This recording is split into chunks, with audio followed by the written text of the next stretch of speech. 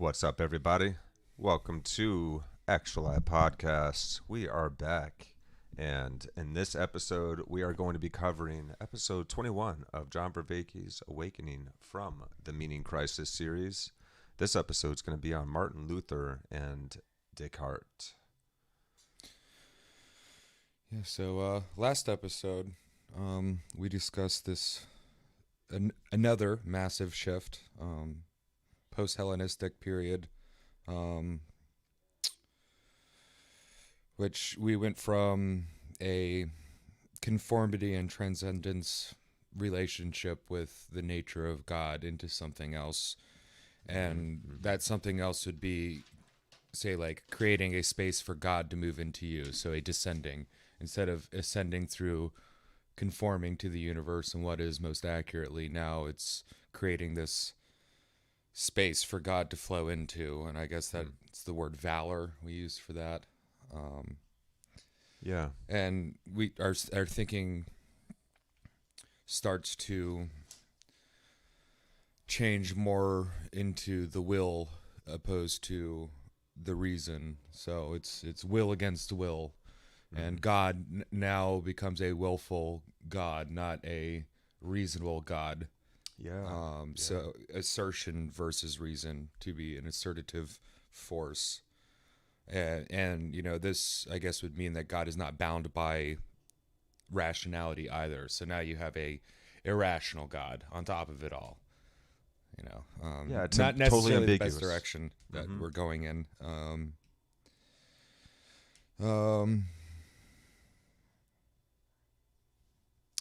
Yeah, so and there's this idea that we make order through language. We order the universe through our language. You can see this to a certain extent, like, beneficially in like math. Math being the language of the universe, if you will. But that goes back to the, not last episode, but the episode before last, going into a more Aristotelian framing where the definition of the word is more important than the action of speaking the word, if that makes sense. It's more of like, like each word means this accurately, this and this and this, opposed to the engagement and experience you get from reciting these words in these passages that you'd have in, I guess, the pre-Aristotelian, or even the would it be the Eastern Orthodox, I guess, what ended up turning into the Eastern Orthodox Church. But, the East and the West split. And that's what we're talking about 2 episodes ago. And this is a continuation on language as well. Yes. And there's will in the words. So we got to a period of time, the Black Death, the apocalypse, all the bad things happening, very, very bleak point in time. And so there was a failing of many institutions, the institution of your kings and your governments and all that, but also the church itself was failing. And, and like nowadays you can see the similar thing. We're losing faith in our institutions now. So, not to compare to living after the Black Death to now or anything like that. It's not, apples to apples in that case, but still you can kind of empathize with that feeling of this institutionalized breakdown on top of a changing of how we see the universe and ourself in it. Because now, at this point in time, it is, the earth is this cruel prison, and, God is a kid on an anthill with a magnifying glass, or I forget. It's like that, where it's like we're flying through a purposeless universe, and as Vervaeke says, we're like islands of meaning in a meaningless or purposeless universe. And what a strange conundrum, what a strange place to find oneself in. So this was a total switch of our existential worldviews. People around the world now started to see themselves as totally separate from this dead, inert environment. Previously, the environment was seen to be as imbued with the spirit of Logos, of God, of the divine. And this was very much our prevailing way of looking at the world.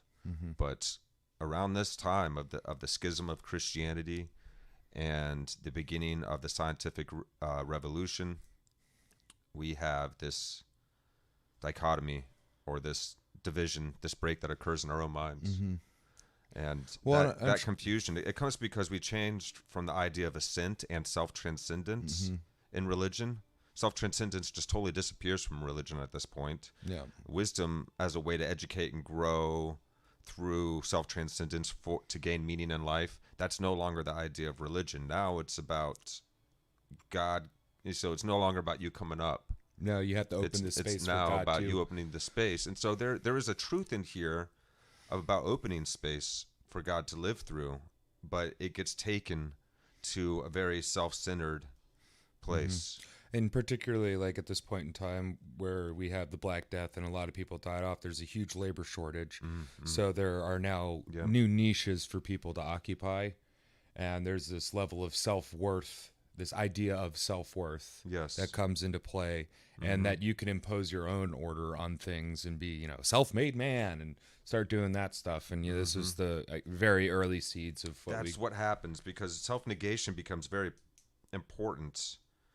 We're not supposed to resist God's will, his agapic love. We must stop resisting and make space in our vessel for God to flow in and through. So this is where wisdom is still working. Yeah, it's the turn that we make after this point. Well, I think where we lost ourselves. I think all these schisms and breaks within certain types of thinking are both healthy. It's because you get one.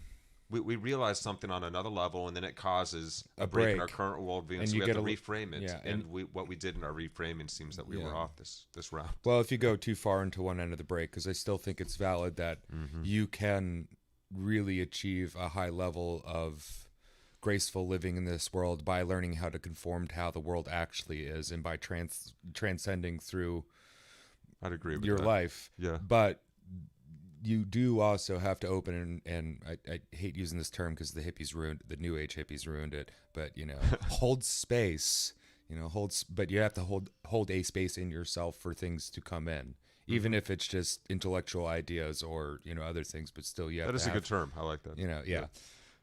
It is a good term. Sorry, New Agey hippies, but I heard that word so much, and I'm just like, okay, yes, yes, we're holding space. Yes, okay, thank you, love you. So now it's a battle of wills between individuals, and God is almost just this arbitrary power. And perhaps if you could show some type of divinity and you hold the most space, then you have the most arbitrary power. Yeah. Right now, the faculty of will becomes more important. It's not God's reason that overlaps this new model of a battle of wills becoming a central idea of our reality. It's this idea of God's will. Eckhart talked on this. The faculty of will becomes very central in his thinking. God's will supersedes his reason. He's not bound by rationality. That's why the rational assent through reason is gone. So we can't self-transcend through wisdom anymore through religion. How can we see? So the way that we see God is essential to how we see ourselves. Sure. As we form this grammar of culture, and this grammar of culture is still alive today. So the way that we think of ourselves is, even if we're not personally religious, Vervaeke makes this point, we're still subject to this grammar and this way of thinking. Sure. Yeah. This is so deep in our culture. Well, call it God, call it the universe, call it whatever you want. I'm a believer that God never changed. Our understanding of the nature of all things has changed. Yes, absolutely. And evolved. So we're not necessarily evolving God. We are evolving our perception of what the possibility of God is. Because if God, if the most infinite of everything, aka God, for this argument, is something, if it is everything, it is unnameable. You can't put a name to it. You can't put concrete definitions to it. It can't just be one thing, because it's everything. But then what characteristics of it are we talking about? Are we talking about... once you start putting too firm of definitions on it, then it becomes something you can fight over. And it ceases to actually have be God. To be pointing to the actual thing, which is this infinite thing that has no ends. Perhaps we diminish God with our definitions of God. Sure. But okay, so as long as we're cognizant of the fact that we're pointing to and we're celebrating the absolute, which is always going to be beyond our knowing.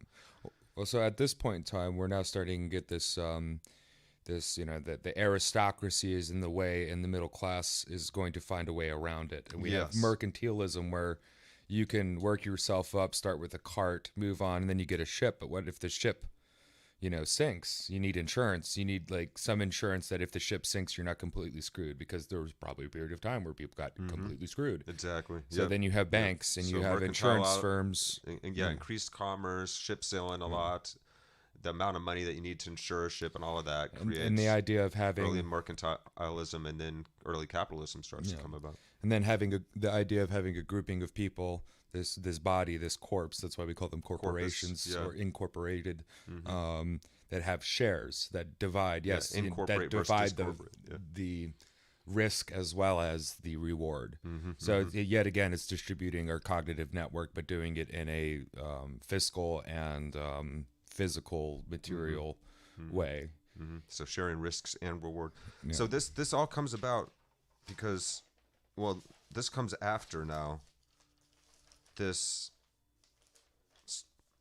new change that sweeps across human consciousness, because now we're starting to think about God differently and his will differently as a result of Augustine and Aquinas, and then Eckhart, and so it gets really confusing for people. Sacred is no longer a source of reason and rational order.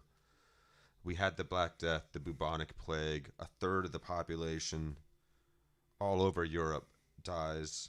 So we have death, war, pestilence, famine. You spoke of this, apocalypse.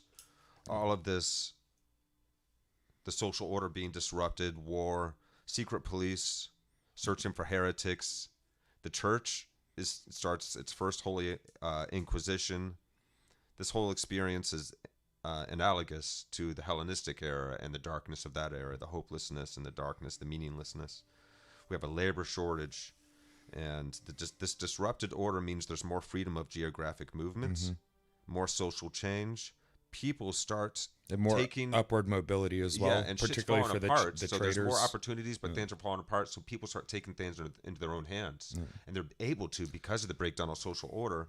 So they start being able to sell their labor and change status through their efforts. And this is where now, for the first time in history, people start to have upward mobility according to their own merit. And capacity.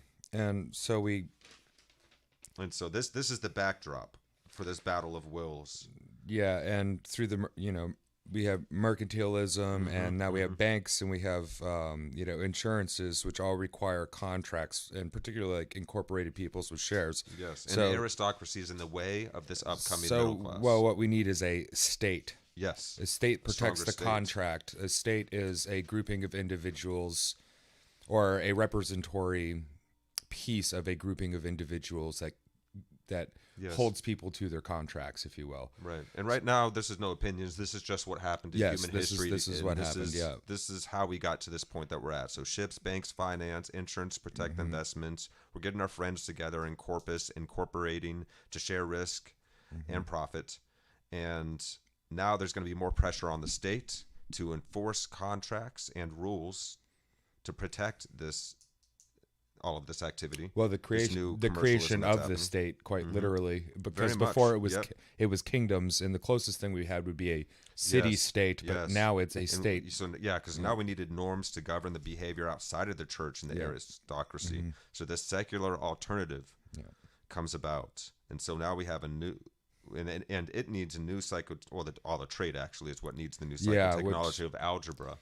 Because the variables and the fact that you can go below zero, you can go into negative and all of that. So the zero and the Arabic number system replaces the Roman numeral system. The idea of a negative number system that particularly ties in with debt system now as well. So you can go into debt for a certain period of time. That light just went out.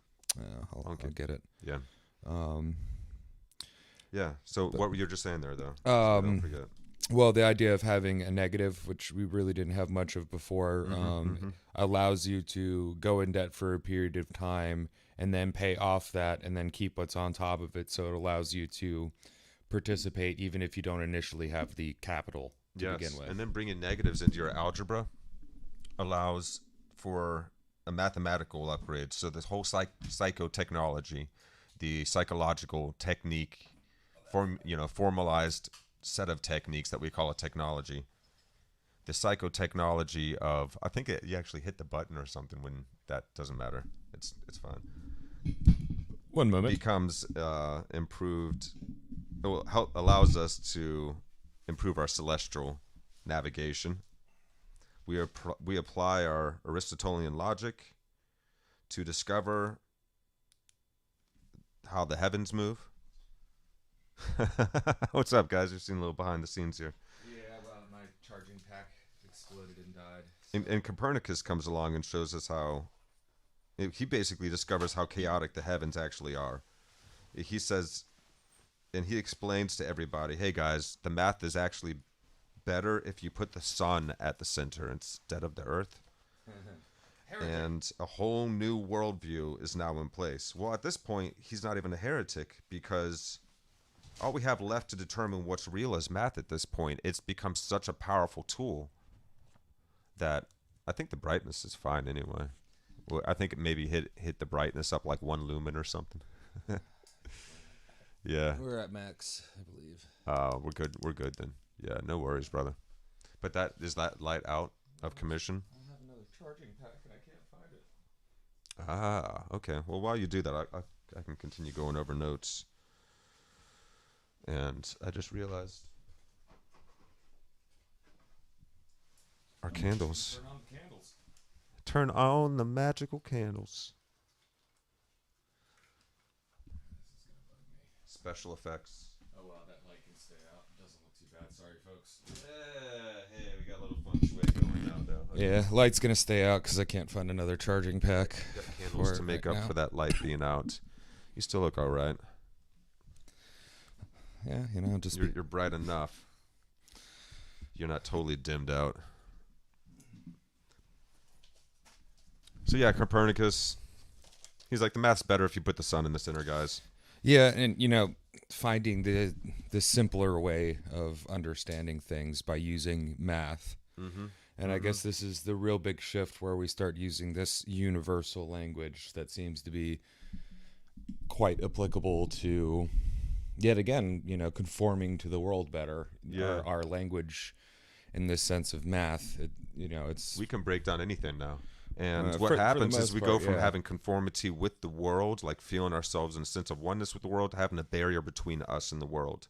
Now sensory experience, our own sense experience is now a veil between us and reality. And so this gets really confusing for us. Galileo answers Occam on this, and he's like, math is the language of the universe. It's all okay. And... So because all we have left at this point in history is to determine what's real as math,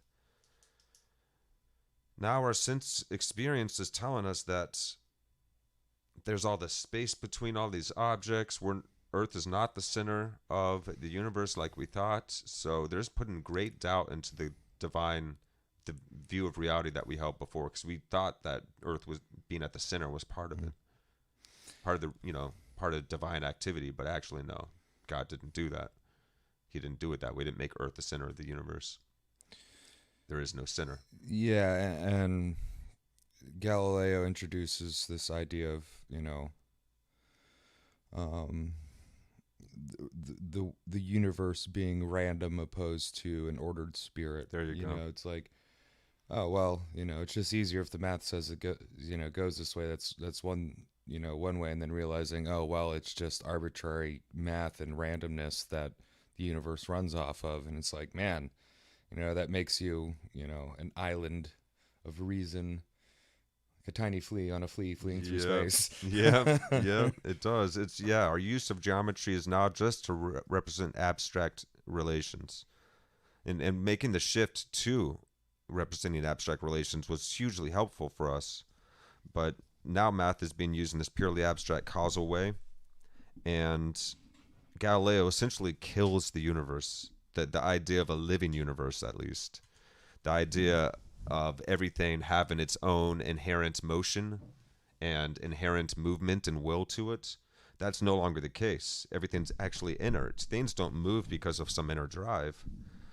And so before everything was alive and we were involved, in this alive universe, this living universe, this co-creation with God, now nothing's moving on purpose at all.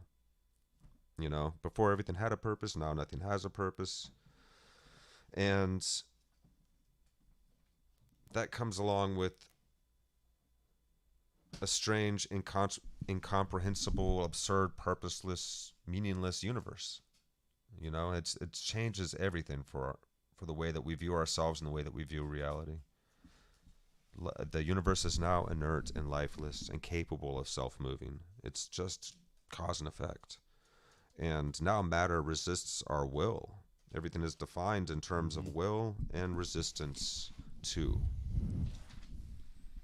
So life becomes a battle of so many individual wills in a purposeless universe. So Galileo also here inadvertently has removed the basis for evil. And we're putting all this on Galileo. This is all science and math building up to this gentleman that was able to take it a little bit further. But this is how it happened. Previously, evil was seen as a whole in being, as pure chaos. Now, it's, space is just empty and inert. And evil is just some idea about something that's really immoral. It's just like an adjective now. It's not an actual, real thing. So the legacy from the axial scientific revolution was a way to overcome our disillusion, to use our understanding of the world to understand ourselves. Now we've transferred that energy to scientism, into the object. Things have got to be objective. I've got to be able to measure everything. Like all the proof of what you're saying about this object has to be measurable in the object. So it has to be objective. And if it can't be made to be objective, if it can't be measured, if it's not tangible in that way, then it has no worth. Yeah. And that's that's right. That's the death of the wonderment that you feel of having an interconnected live. Yeah, because meaning is no longer in the world and the universe and everything around us. It must just only be in our minds. And so beauty is internal. Our sense of beauty is subjective. All of things that we see as meaningful are subjective. And the old order is breaking down, and unfortunately the Aristotelian world breaks down along with it. That understanding of reality that was an interconnected communion between science and spiritualism is now falling apart. Yeah, religion will not be untouched by this. Yes, mathematizing, this objectifying, this. It's a battle of wills mentality, and even a certain indifference to the wonder of a living universe, which I have a note here. And a purposeless universe that has this battle of purposes, this battle of wills going on inside of it. We're like these little islands of meaning and willpower, which is a really strange thing to think of occurring in a limitless universe that's filled with all of this inert material without reason. So God, the idea of God has stood up to this in a lot of people's minds. It's like, well, this is just how God made it then. Obviously, it wasn't the way we thought 2,000 years ago. And this makes sense. This is a compliment to God. He's a very sophisticated guy. Of course, there would be evolution. It's not like he planted fossils to fool us or anything like that, or like we didn't evolve from apes. Of course we did, but that was part of God's plan too. So we find ways, but the experiential reality of living in a divine universe imbued with consciousness in the heart of, or the mind of God, you could say, the access to that has kind of been swept up behind us now. And that's a damn shame. Fortunately we're finding our footprints though, and thank God we have the internet now. And so as our access to all of these ancient wisdom traditions becomes increasingly available and widespread, we're starting to realize, oh, okay, we left some wheat along there with the chaff back there. Yeah, and we're logical thinking beings, so we're able to even if say the people in the past didn't even have too similar of thinking behavior that we do, we can still rationalize ourselves into their shoes, if you will, to try to understand these lessons from the past, and then rationalize ourselves back into we have this better reality hindsight than any humans have ever had in history, right? To be able to do that too, to look back and rationally understand like where we came from and how we got here. Sure, because like before there was like mass literature and people going and digging up things and researching things and learning dead languages. It was just whatever stories you were told, whatever tales scrolls or books you could get a hold of, or voices you heard. For most people, not even literate enough to have that many. Maybe literate enough Everything was just to read like mouth, a pay tab and like an order sheet or something like that, but not enough, to even care about having a book. Literacy was like that. You're right. So like, now it's, literacy rates are dropping, and don't get me started on that, but we are still an insanely hyper literate worldwide organism. We are now for sure. Because even like the places with the lowest amount of literacy, it's not hard to introduce high levels of literacy. You can do it within a generation now. At this point, just you can.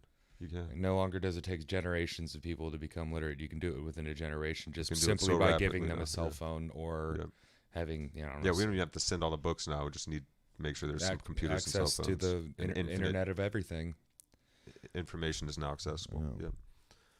So, moving on up through this quick, what do you call it? Review of our last episode. We got ourselves to the point of the reconfiguration of Christianity, how this affected religion and spirituality. We see that secularization is picking up steam, and the Protestant Reformation, the protesters against Catholicism, comes about.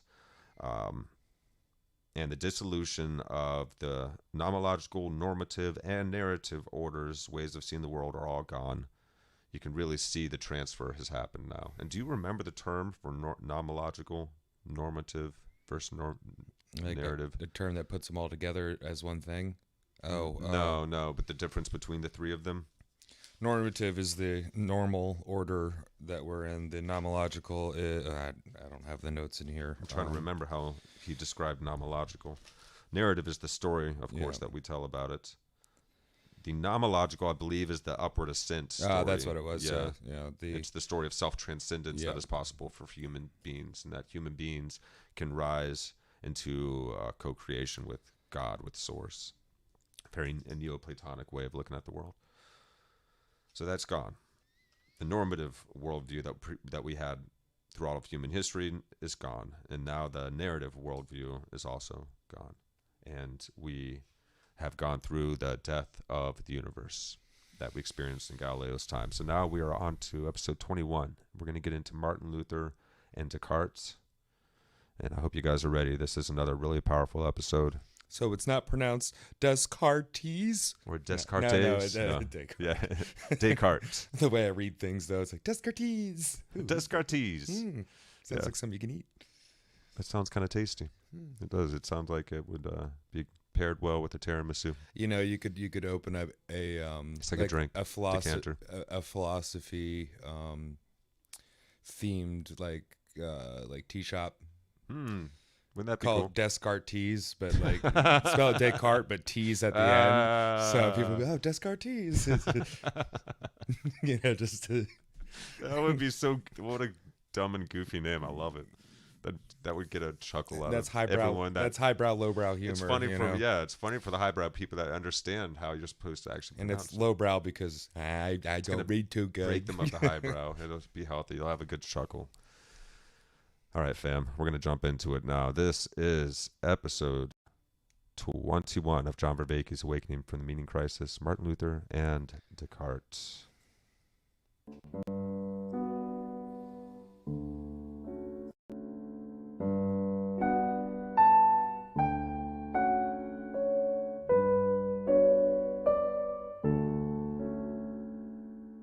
Welcome back to Awakening from the Meaning Crisis. Last time we took a look at the advent of the scientific revolution, and we looked at the work of Copernicus and how the important advent of a scientific description of reality had with it the consequence that most of our experience, our sensory experience, was questionable as illusory in nature.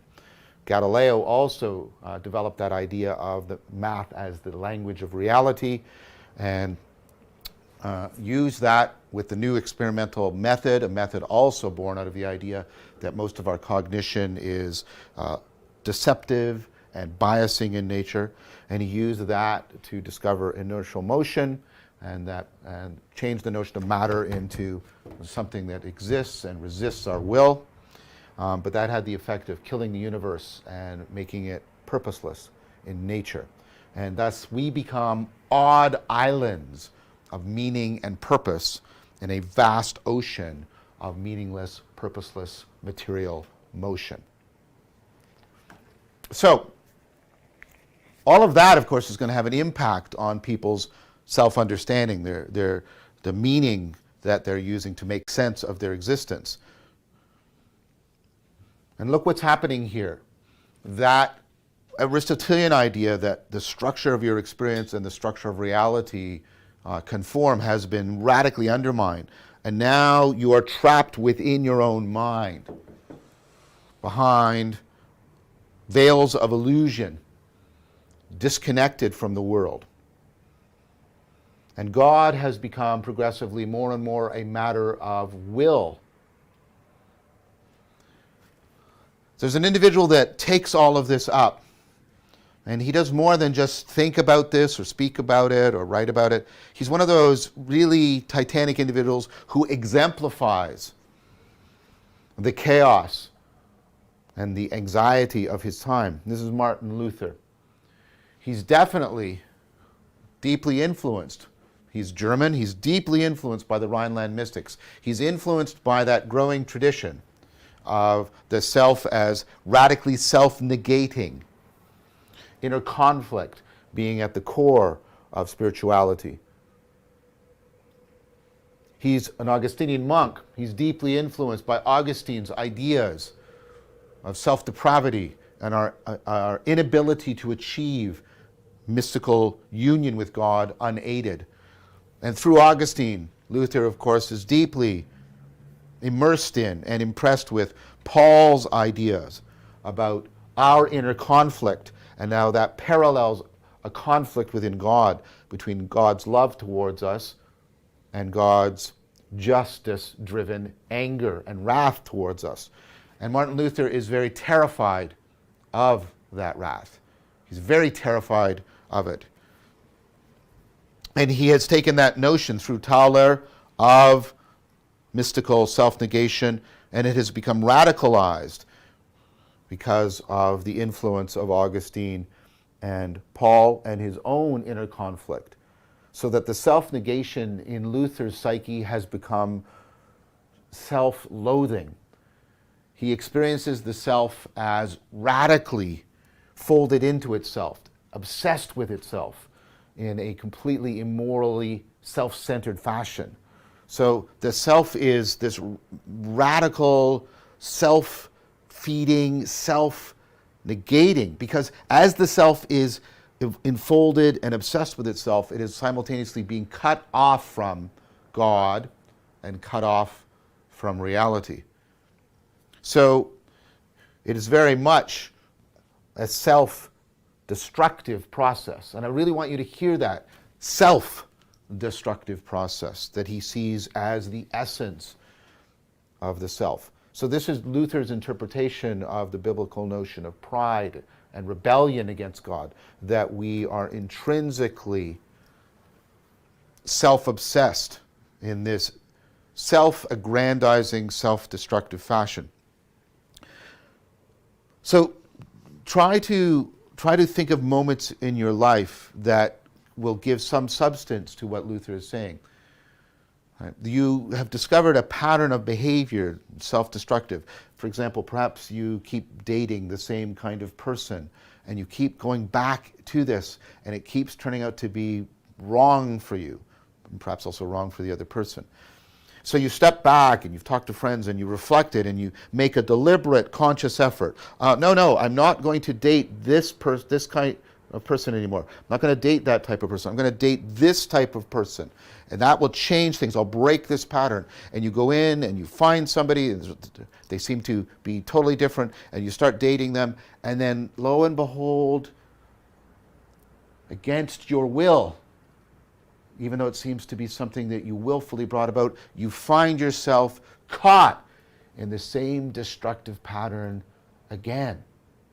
And of course, Freud and Jung and the whole psychodynamic tradition, very much part of the legacy of Luther, by the way, are going to make much of that fact that we keep repeating.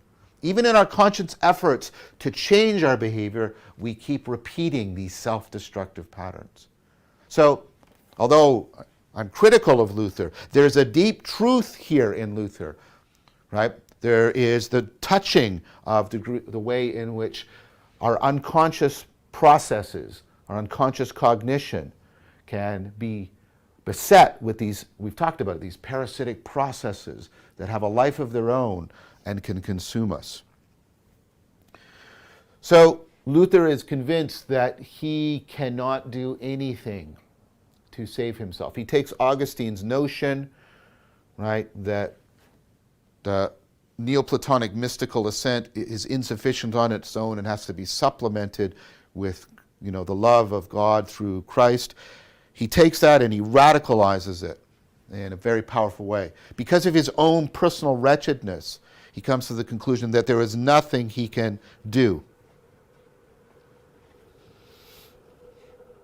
And that leads him to a startling interpretation of Paul, an interpretation that is going to put him at odds with the Catholic Church. And this is the interpretation that we are saved by faith alone, where faith becomes nothing more than a complete acceptance of God's saving grace. So let's unpack this very carefully because it's become so enmeshed in our way of thinking and being. Right? The idea here is that faith notice what's happened, all that sense of participatory knowing, the sense that we're participating in a process. Remember the Israelite notion that we're participating in our cultural history, we're participating in the creativity of God. All of that is now gone. It's gone. And your sense of what it's like to be you, your sense of self, is completely twisted and illusory. So all the perspectival knowing, all the participatory knowing is being eradicated. It's being reduced down to the acceptance of a proposition. And an acceptance that cannot in any way be based on evidence or argument, because that would be your mind participating in your salvation.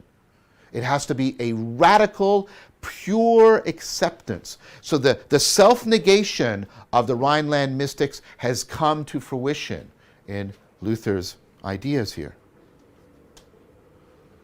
Now, what does that mean?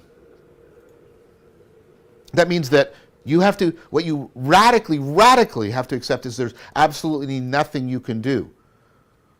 And even your affirmation of the propositions of the creeds of Christianity is something that has to be given to you.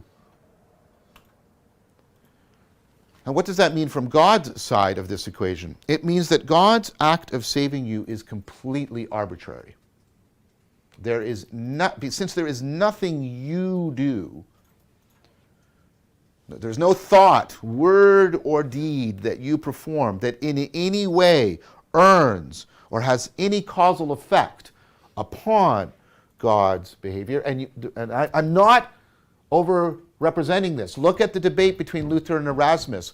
Erasmus tried to propose what he called synergy, that the human being and God were working together in a participatory fashion for salvation, with God, of course, having the bulk of the work. And Luther rejects that utterly.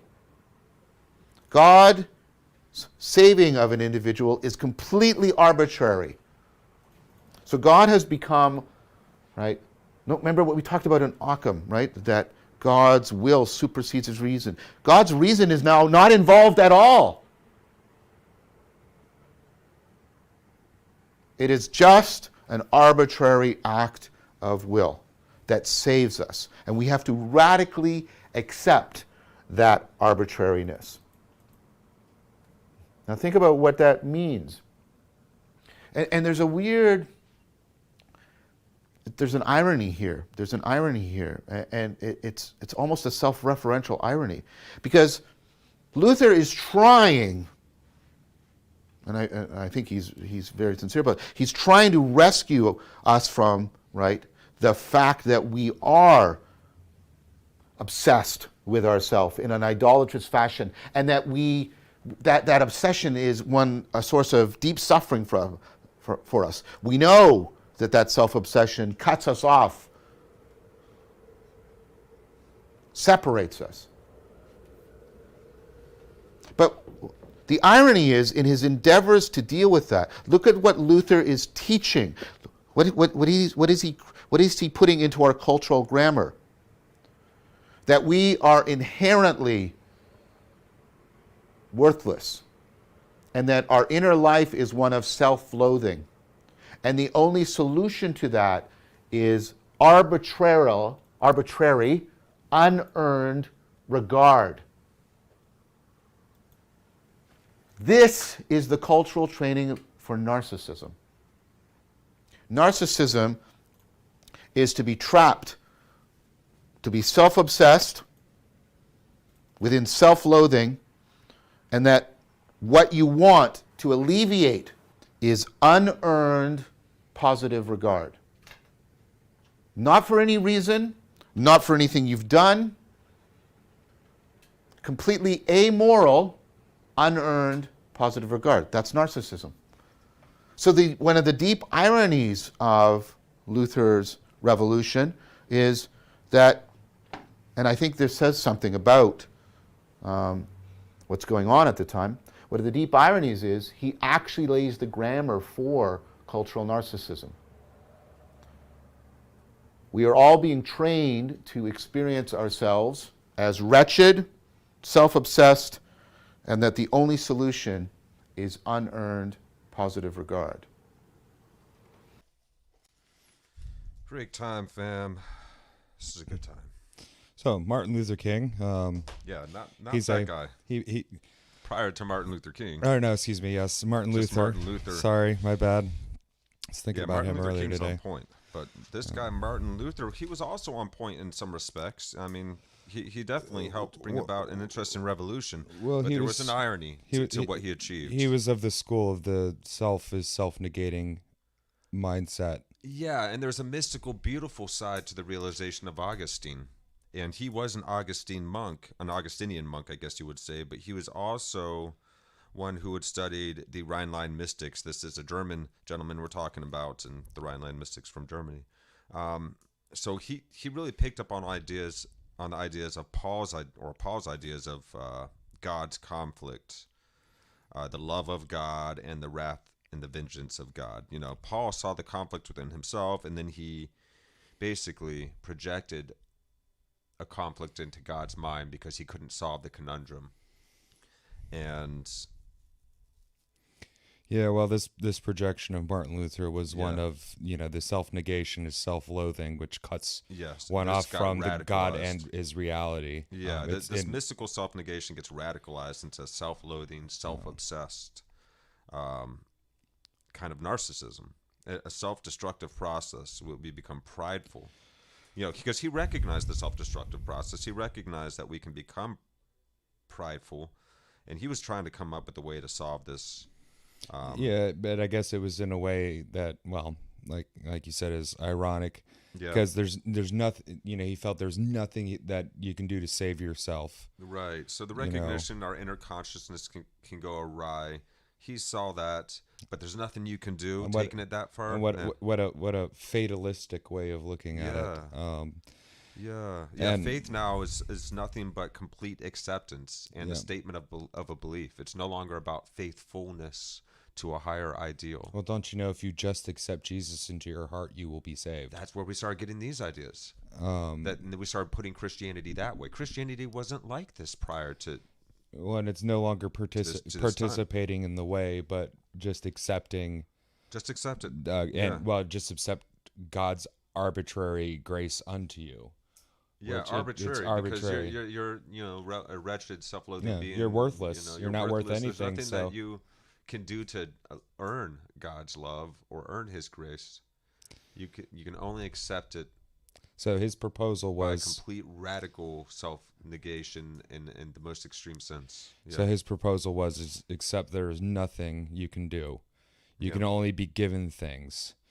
So God's saving you is only arbitrary. So God has become this non-reasonable, arbitrary thing now. Like there is no reason for it, and thus removing, I would say, a huge portion of the love component of one's relationship with God. Yeah, he even denies the certain synergy argument of humans and God working together in synergy, basically. He totally denies that idea of a participatory relation with God that the Israelites celebrated. Yeah, and maybe we're not, at this point in time, not here yet, but this whole idea of, you have to just be given this arbitrary acceptance and grace that you don't deserve because you're worthless. So how would you deserve it? And hit it on the head, cultural narcissism. Now it's to the point now where it's like, well, how often do you hear, well, from one group or another, doesn't matter. Well, we deserve this. We deserve this. Young people, oh, I deserve this. Like, isn't that the argument of all the older folk that deal with, young folk that didn't have to deal with the hardships that the older folk dealt with? Well, these kids are ungrateful for what they have. They think they just, deserve their iPhones and, deserve this and deserve this and deserve this. And, you hit it on the head. It's cultural narcissism. Yep. God's reason is no longer involved with reality at all. God's just got pure will. He doesn't even use reason anymore in this conception of God. And we just must accept this. So Martin Luther is trying to rescue us from the self-obsession that he sees starting to promulgate throughout society. But what Martin Luther resists persists. He made it stronger. He and those around him that started taking on this belief helped make this whole thing that they were trying to stop stronger. So that's the deep irony of his attempt. I think it's a case of also, it's like, well, I think this way and I'm a pretty smart guy, so everybody must think this way. Whereas like most of the people who probably got wrapped up into these ideas didn't necessarily see themselves as wretched or anything, but they just dealt with a really wretched time in the world. He was definitely seeing himself as wretched. Well, you do have to have a certain... Because that's what he thought that you had to do to self-negate all the way, is to like think of yourself as worthless. But again, this is the mistake Buddha made when he is trying to achieve enlightenment through asceticism. He was trying to achieve liberation from the self by trying to deny the self. And of course, trying to deny the self is just admitting the self exists, and it makes it stronger. But if the self is illusory, you got to find some kind of middle path. Because if you're trying to resist this thing that is illusory, you're just making it more and more real. This idea of denial to the extreme doesn't work. And Martin Luther ends up making the same mistake. Well, and also, too, and that's basically, this has happened over and over again through history. Very few people see around this one, and they try and tell us, and then we do what we do. The assumption that everybody thinks the way I do, particularly if you're somebody like Martin Luther or any other thinker, in order to think these thoughts about yourself and realize how wretched you are and your problems, you have to live a pretty comfortable life comparatively. So most people who were not living a comfortable life didn't even have time to think of themselves this way. No. And so then they're offered this solution. You're very grateful for just accept that you're worms and you're dirt, and we can initiate you into this thing that'll give you God's grace. Mm-hmm. And forgive me for sounding offended, and I'm not offended, but like I understand where this mode of thinking is, and like having, the greatest thinkers, all these people, well, they were comfortable enough, to do that. Most people don't have the time or the comfort to really delve deep into their own issues. Yep. And if we have a good wise person that has good wise traditions and isn't so nihilistic, then you get beautiful things to come out from it. But this is Martin Luther, I won't say he's completely nihilistic, but this is a very, very nihilistic way of looking at things. I'm dirt people. I understand. I am of the dirt, but I am not dirt. I am not nothing. I am not worthless. He's just trying to do what he thinks an Augustinian monk should do, and he's trying to progress the process basically, and he's trying to build upon the Rhineland mysticism of that he grew from, or grew his understanding from.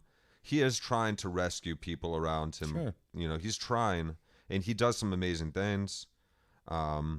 He has some profound ideas, but it's once this is ultimately taken to its conclusion, he didn't see where it would go, and he just didn't have the foresight for what was going to happen. Wow. And this was kind of an inevitable ball rolling down the hill process that we were already in. And it's understandable too, it's- because literally the apocalypse pretty much just did happen. No, So they're it living was- in a very dark age. Yeah, and you can't trust the pre-existing church because they've got their hired goons that if you're a heretic they're gonna wrap you up and disappear you, and you grow up with the That was stories happening. of that. Yep. Yeah, Oh, yeah. the church had developed a secret police, the first secret police, and they were arresting heretics at this time. So the social disorder that had occurred had caused the church to become more authoritarian, and so he's kind of rebelling against that too. Yeah. So there's. But it's sad though, because this is literally the self-robbing of agency, making oneself hopeless and helpless. Mm-hmm. Which It's no longer is like a highly self-improvement process, like No, religion and 'cause wisdom. there's no schools room or- for ascension. You just have to open yourself up and wait for it to drop into your cup. That's that actually explains why in the new mega churches and the modern Christian with all the rock band stuff, they all go like this. And there is a They're truth worshiping. there that it's hard to understand how to cultivate oneself such that you can be more open to God's grace or to experiencing enlightenment, satori. And I would say it would be reasonable to realize that your potential for wretchedness, but that exists within the world of potential, which at this point in time has been gutted. It's not about potential. It's just about arbitrary. The idea that we need will. to ask for God's help for strength and resisting temptation, things like that's all. I get that. That makes sense. And asking and reminding yourself of a higher transcendent ideal and asking for its aid. The creator of the universe's aid in your being's perfection and this and that. I think that's beautiful. But yeah, taking it into this direction to where God has no reason and we're no longer co-creating with him, that we have totally lost all self-will and everything. It's a very cold, materialistic way of looking at religion even. It's like religion is changing to accommodate now the secularization of the world. Yeah, and or the scientism, you could even say. Materialistic way of looking at reality. Yeah, and almost to a certain extent, I would have to say or it's at least losing its juice in the competition against it. And the fact that it's competing at all well, is probably part of the reason. And it's probably easier to just radically accept, just give me whatever you're going to give me, please, just give it to me, than to be like, oh, I've actually got to do, if I want anything to change spiritually, physically, or anything for me, that's on me. Because then another set of problems would be like, well, the thought that whatever bad happens to you is because you did something bad. But holding the balance between the two is like, no, sometimes bad things happen, but I do ultimately have the decisions over how I interact with the world and how I interact with God. Respond. Yeah, that's it. Yeah, and that middle ground is the place that we find ourselves naturally trying to come to now. Mm-hmm. We just don't have any shared transcendent moral way of being to agree upon, to rally ourselves around, to put ourselves into large, into modes of agreement. Our civilization is in a very destabilized place because we're not agreeing on the substratum, like what is reality made of, what are morals, are there even any transcendent morals at all to reality? Because if there isn't a God, then anything goes, or for survival's sake, really. So there's no rules. So how do you come up with compelling reasons? How do you live in a world like this where we've destroyed the idea of God? And this isn't saying that God isn't real either. I personally believe that God is real, but it's understandable that we've come to this place to where people now doubt God because the way God has been presented over the last, or even 500 maybe so not years. even doubt, but are just indifferent to it at this point. And indifference is in a lot of cases worse than malice. It's just like, okay, well, you ask pretty much any average person, Oh, it's not even important enough any to think average about. person That's that worse went to than church malice, yeah. once or twice in their life, ask them, do you believe in that God? And they'll be like, well, yeah, I believe in God. It's like, well, do you have a relationship with God? Probably not, but they believe it. Yeah. It's just indifferent. God's just that thing that's up there, and I hope there's not a hell because like I'll get sent to it. What is your relationship with God is a challenging question, even for someone that's been religious for many years or all their life. Do you have a relationship? Just because like you have to think about that, because a relationship takes two to tango. It does. It's not just one thing having a relationship with itself. It's you. Recognizing the interact, reality you participate, of this thing that you are trying to live up to and live in accordance with and live in co-creation with. So inadvertently Martin Luther helped lay the grammar for our current cultural narcissism, and now Vervaeke is going to break down how that came about. So I'm just going to pull him back just a wee little bit here real fast. And that the only solution is unearned positive regard. And so we can see, the spirit of Luther in our obsession with Instagram, in our obsession with Snapchat. We constantly want unearned positive regard. Now, there are other consequences of this radical change.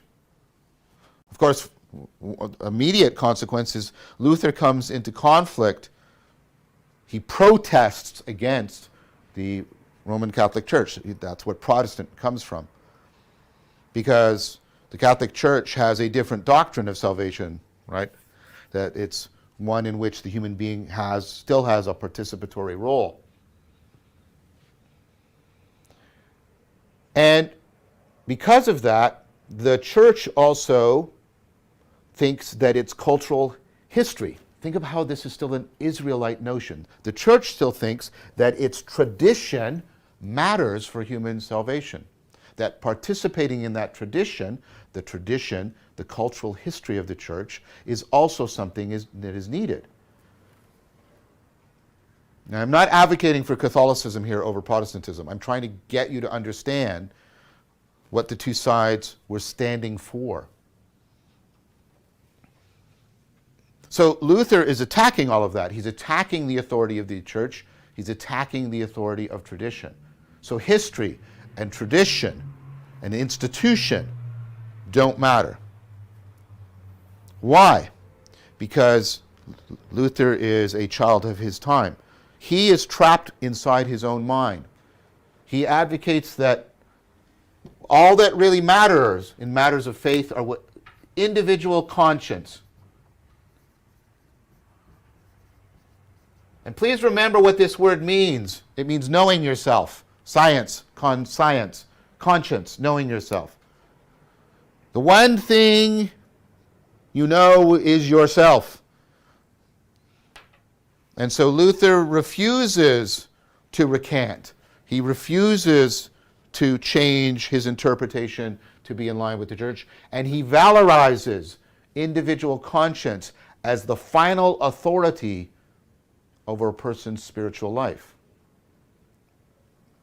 This lays the foundation. So do you see what's happened here? This withdrawal of meaning into the individual mind, isolated individual mind, is now being appropriated as, well, that must mean that the mind, the individual conscience, is the final sole authority of what matters. It's a radical idea. Many other cultures find this a bizarre idea that we possess in the West. And so, of course, there's a lot of discussion nowadays about individual responsibility, individual authority. We have, as Adorno talked about it, we have a cult of authenticity. That being true to yourself, and this is Lutheran, Being true to yourself is the ultimate authority by which you should judge and evaluate your life. Now notice what has happened. The connection to reality, being true to reality, has been superseded by being true to yourself. And that is also emerging with a cultural grammar that is training us in narcissism.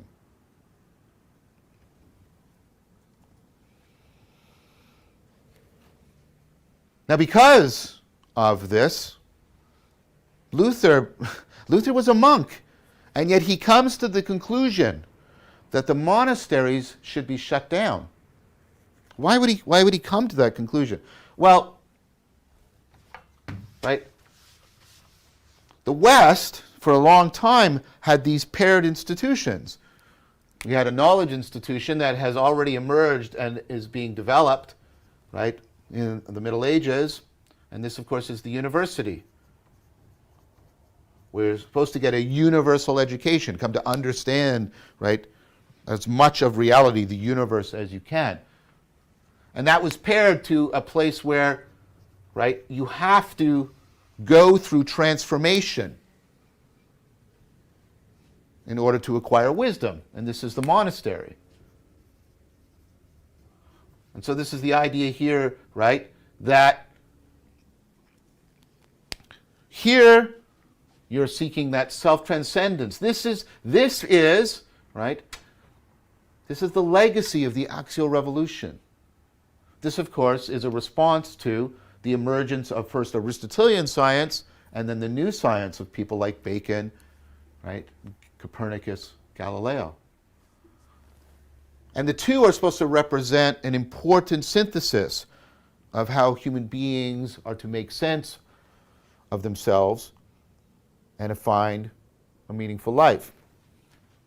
But this institution places a huge premium on self-transcendence, as we've seen.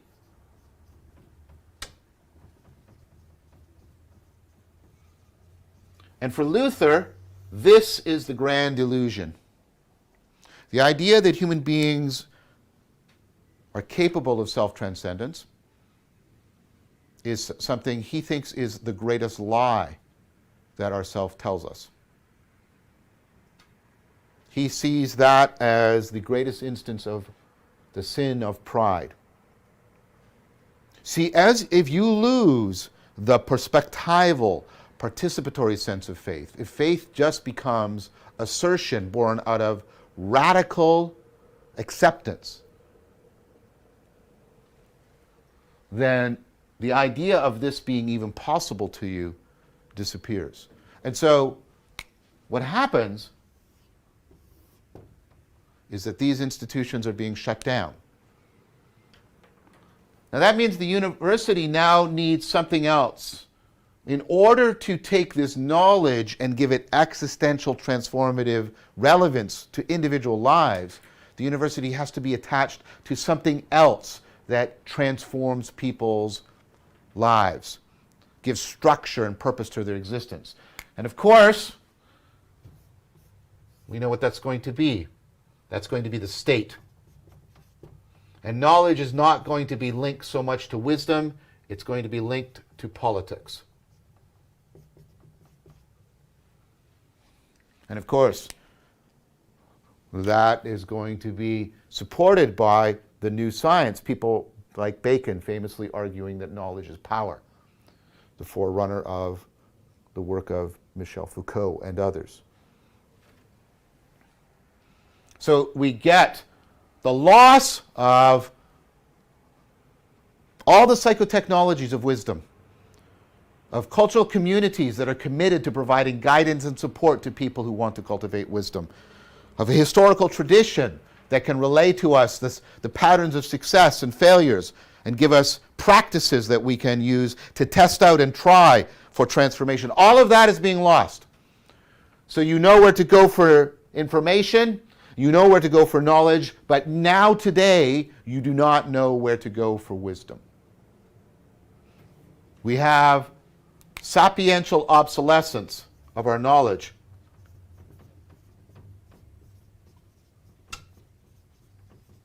and we have knowledge being inextricably bound to the machinery of the state and to politics, such that it is becoming increasingly difficult right now for us as a culture to distinguish politics from knowledge, from the willful assertion of things that we must simply accept because of an arbitrary will wielding power.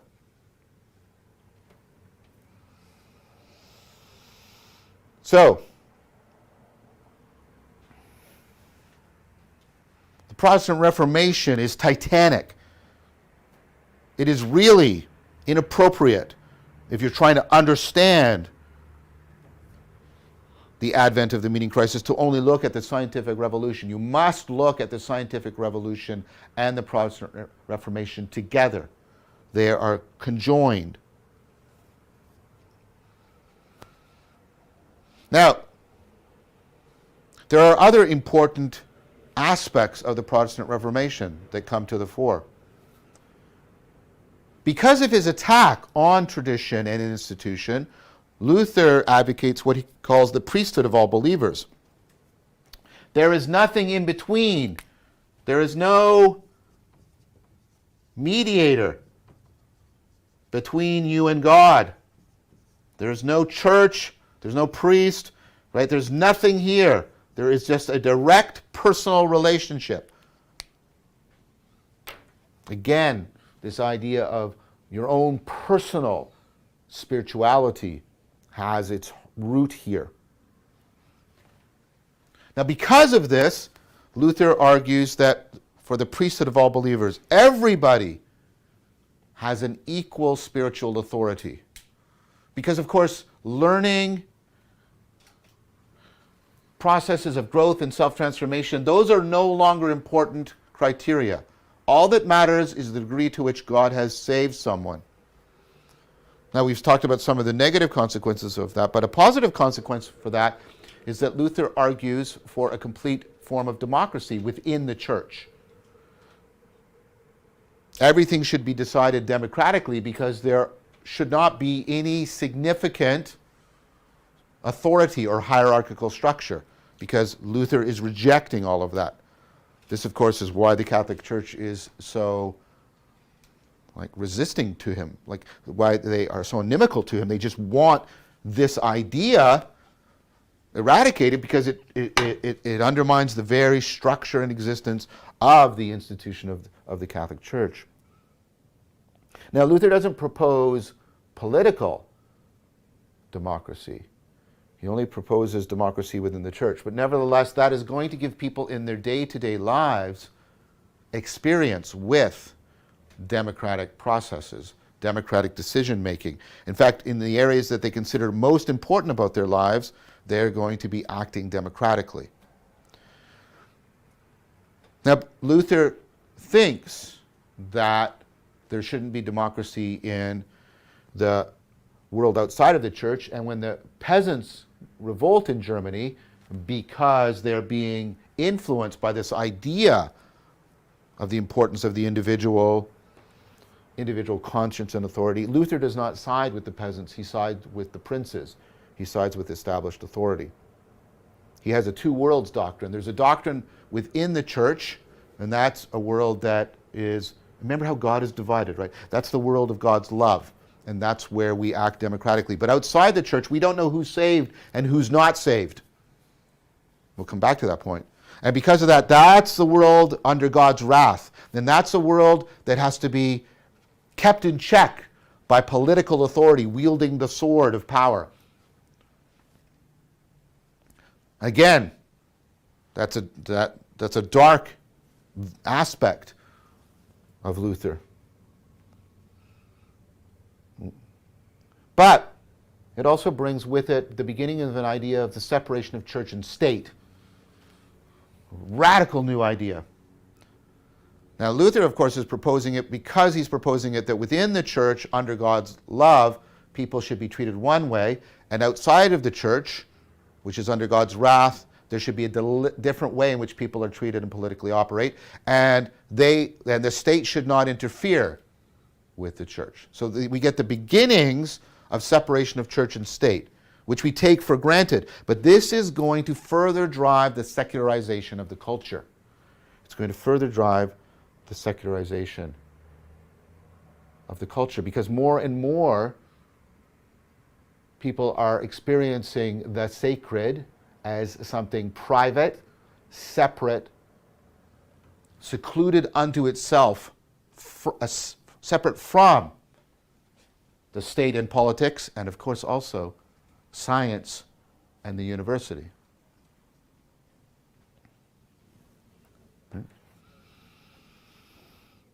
Now, that not knowing who's saved, of course, also brings with it terrific problems. This was made into a classic argument, which has come under some criticism, but I think the core insight is still of value, by Max Weber.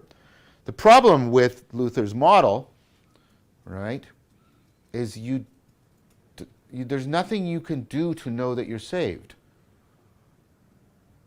Because there is nothing you can do to bring... You have no causal role, which means there's no causal evidence. There's no evidence. How do you know if you're saved? Because God chooses people arbitrarily. So this provokes terrific anxiety. Right? There's tremendous anxiety about whether or not you're saved. You know, you have your own... See, and Luther gives you... There's this dramatic tension in Luther. He gives you this double bind, right? He tells you that what you ultimately have to rely on is your individual conscience, but he tells you that that inner world is one of overwhelming self-deception. And so what do you do with this anxiety? Well, you can't do anything officially, but what you can do is you can work hard to make your life good. Because if you're succeeding in the world, especially socioeconomic success, that surely is a sign that God has chosen you, that God loves you. So what I'm going to do is I'm going to develop what becomes, called the Protestant work ethic. Because my only way of knowing is this unofficial way, this relatively unconscious way of knowing that I'm saved, is if I'm succeeding well. So I'm going to work hard to succeed. And I'm not going to use my wealth in any way to promote myself, right? I'm not going to do any what would later be called conspicuous consumption, because that would be a sign of pride. So I work hard, and in order to avoid pride, I'm going to push that the money, the wealth I acquire back into my business. I'm going to get the Protestant work ethic, and this is going to align so well with the emerging corporations that we talked about, the emerging ascendancy of the commercial class, and we get the advent of capitalism. As Weber's book famously puts it, the Protestant work ethic and the spirit of capitalism.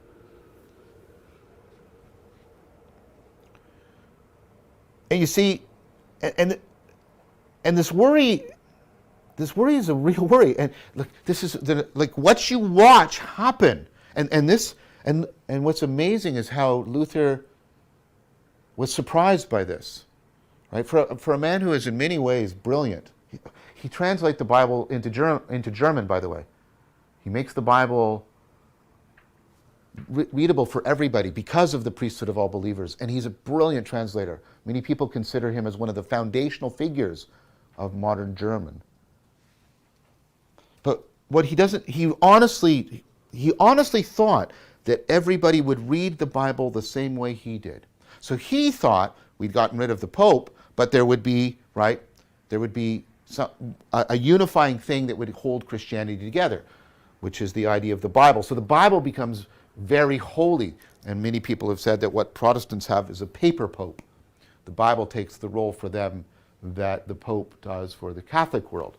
And of course, we are facing struggles right now in our culture because we don't quite know what to do with this terrible and awesome book, the Bible. Yeah. Yeah. Wow. So the Bible becomes what holds the sinner. It's like a paper pope. It's what has the ultimate authority now. Yeah. Whoa. Okay, so where did we pick up? Luther is a Oh, yeah. protesting the Catholic Church. Yeah. Attributes the authority of, attacks the authority of traditionalism. Yes. And he happens to be trapped within his own mind, and Very much. develops this idea of individual consciousness, the knowing of oneself, and valorized it.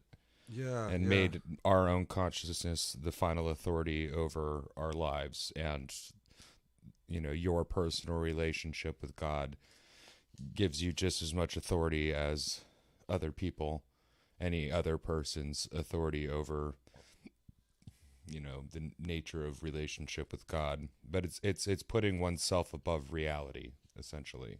Yeah. So Luther, I like where Vervaeke left us, or where when we pick back up and how he said we can see the spirit of Luther in the social media today. So Luther's protesting the Roman Catholic Church, which still believes that people do have a participatory relationship with God. So it's that history and tradition that he's rebelling against, and he is very much trapped in his own mind.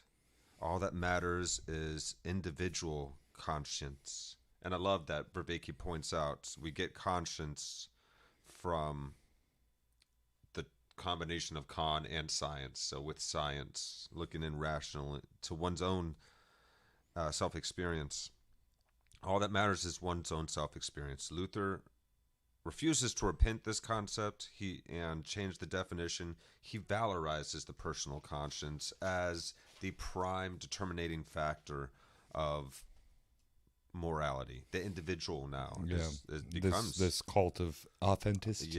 Yes. To be true to yourself, then, I don't know. I won't say I have a personal grudge against that, but I've seen too many times where it's be true to yourself, and then, I don't know, you get hooked on drugs, you become a horrible alcoholic, you end up doing self-destructive, debaucherous behaviors. Not that expensive reality should one be true but to I'm himself. being true to myself. You end up becoming this terrible piece of crap being human true being. to this whole reality that we have a relationship with that actually has built-in transcendent ideals and goodness the and self love above being the true reality. to this universe that it is built with inbuilt love.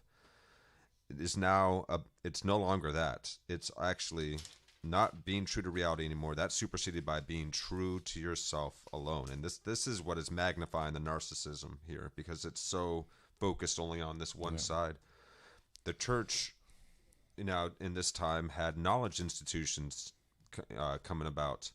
And these knowledge institutions were called universities. Universities because they were places for universal education and everything that we understood about the universe so far. And they paired that universal education with a wisdom practice of self-transcendence in the monastery. That's the legacy of the Axial Revolution. This was the response to... this served a powerful response to Bacon and Galileo. He thought that self-transcendence was the grand illusion. You can't self-transcend. No. We're all despicable, horrible, awful things. Yeah. Wretched. We're worth nothing. That's definitely what he believed. So get rid of the monasteries because it's pointless. Yeah, and so that's a shame, because we had started to come up with the way of synthesizing how to live a meaningful life. It wasn't perfect, but we did have universities for universal education paired with mutually supporting and supported by a practice of self-transcendence, a wisdom practice, a spiritual practice. And the unlinking of those two things is how we got ourselves into this current mess. Now we just have statism in politics and go to a place to know things, and then you will become powerful and you'll have everything together. Oh, and people confuse politics with knowledge and truth. Yeah. Like claims of statements, like politics. We all know that they're liars. That's why we have sayings like all politicians are liars or politicians are snakes and this and that. So Luther, he believed the idea of self-transcendence was the greatest lie. and in his popularization of this idea and the protest against the process of self-transcendence is unfortunately what killed the wisdom traditions. Now, from this, we got some other great ideas, though. So this is just the gray way that things turn out. Like, there's goods and bads to this story. Now the university is no longer attached to spiritual and inbuilt loving universe that's charged with love by a creative entity. The university is now attached to the state as the power source. Knowledge is not linked to wisdom anymore, but to politics. We have Francis Bacon saying, the famous quote, "Knowledge is power." And knowledge is indeed powerful. So humans started to really get drunk on this power. The institutions that aided and taught us self-transcendence were lost, and now they serve the self in a different way. They serve our narcissism more so now. They serve the race for materialistic gain and prowess in the physical world at even the expense of a relationship with the sacred. So and today we don't know where to go for wisdom. We used to have that. We used to have that. We know where you go where the politics are happening. We know where you go for education. Where do you go for wisdom? Oh no, but you don't need wisdom, because that's the grand illusion. There are no wise people. What Luther thought. Yeah. And there is something good to be said about the idea that you personally do have a relationship with God. Yeah. But I don't think that's the be all end all of it either, because you're not just a singular individual in this world. You are the product of. There still is a transcendent ideal of good, right? Well, no. Well, yes, but that's not where I was going. Where I was going was you are the product of everyone that comes before you and everyone you've interacted with. The importance of having a church and a group of people is so you have that sapiential structuring and community around you to help build wisdom within you. Yes. You don't just do it on your own. It needs to be done in fellowship. Yeah, and and the bringing of democratic decision making within the church is also probably a pretty good thing. Well, unless you're a Catholic, because then you're like, oh well, no, it's not what we do. But I'm Protestant. Not really. Not after this. I don't know what the hell he was all about. Because you see, East Orthodox, when it split off from Catholicism, prior to all this happening, where Catholicism had the split with the Protestants, the whole church split, and that big split, the Orthodox are largely very much the same. They're very open-minded, too. When you meet Orthodox people, they're not all about dogma and shame and this and that. It's a very different version of Christianity. It's a beautiful, mystical, trippy version of Christianity, and maybe recognizing that God has this inbuilt goodness. He's the ultimate goodness, and he sent us an example, a human example of ultimate goodness for us to live up to. It's a transcendent ideal. It's greater than anything we can even imagine, but it gives us a direction. And taking that away from us just left us like a ship without bearings, without moors, without a compass, without a way to go. How do we do anything now? We don't understand how to move through the universe with this getting pulled out from underneath us. But that idea does give a firmness to reality, that there are transcendent ideals that are firm. And so I think breaking away from the transcendent authority of God, not in his will and his command, but just in the simple fact that this is how he made the universe. It's imbued with love. We lost track of that. The Protestants had a lot of good points, and the church was also had its own secret police, and it was arresting heretics at that point for bullshit. So there was I don't think we should concerns. Be making we're not trying to take sides making here. things one way or another. Yeah, out of we're this. not. We're trying to see. We're trying to see around this whole thing as gray as we can. Let's get back to where we were. Yeah. So this concept of inside the church and outside the church, so those who are saved and those who are not, and you can't really tell who's saved and who's not, and that creates quite the conundrum for us. Mm-hmm. And how do you know that you're saved yourself? Yeah. Like how do you know? And whatever's outside the church, well, you have the state deal with that. Yeah. So you get two things at once. You get the separation of church and state, but you also get this Protestant work ethic that can help not just to others, but also to yourself, prove your savedness. You know, if you do good for yourself and, you know, you're working hard and you don't take too much for yourself and you're humble and giving to your community and your church, then good chances are you're probably saved, right? So, you know, that's a structuring, an idea, a practice that, you know, came around because of that dread of like, oh no, am I saved? Because God's, you know, saving you is arbitrary at this point, you know, in this understanding. Yeah. This is very confusing how this all goes about, because the idea that the church should be more democratic within, Luther didn't believe that the people, the public, should have democracy. He just believed it should be in the church. And when the peasants were influenced by the democracy that started to come about in the church, influenced by Luther, he sided with the princes, with authority. So outside the church, certainly, he didn't believe. No, you know, of course not. He didn't believe in democracy for the people. But this did bring about the idea of the separation of church and state. If you're outside of the church, you're a heathen. You're a heathen, you're, right? You're a horrible heathen, and you're not worth. There's no way to know if anything. those people are saved at all. Like, yeah, so why bother them? They don't deserve. So he didn't believe in democracy for the public. So, you know, roundabout way, we did get separation of church and state. The state should not interfere with the church. Each have their own ways of solving problems with their constituents. Well, and that this drives further secularization of the culture. Yeah, it pushes the church now it pushes the church off into a dark, dusty corner. Yes, that only weirdos go to, or the overly concerned. Right. Yeah, you know? and now, like, there's no way you can know if you're saved, because it's just this arbitrary choice that God almost seems to do at random. He's got his reasons. Is our explanation for it. Yeah. But well, and that's we can't even figure out how to be good.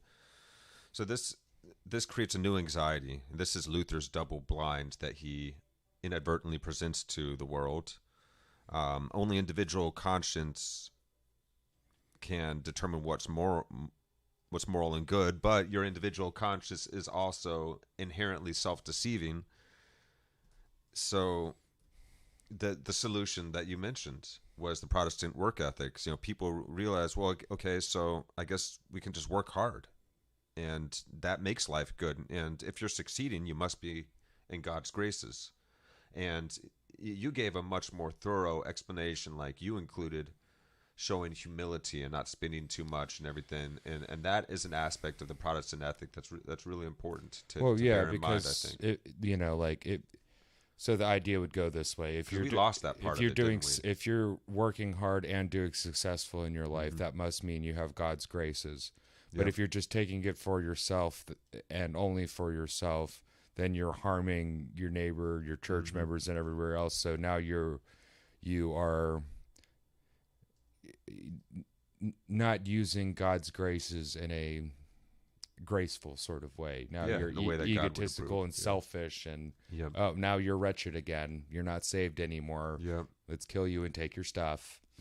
Well, I'm not saying this is where we're leading in this, but they tried to drive through this with hard work, basically.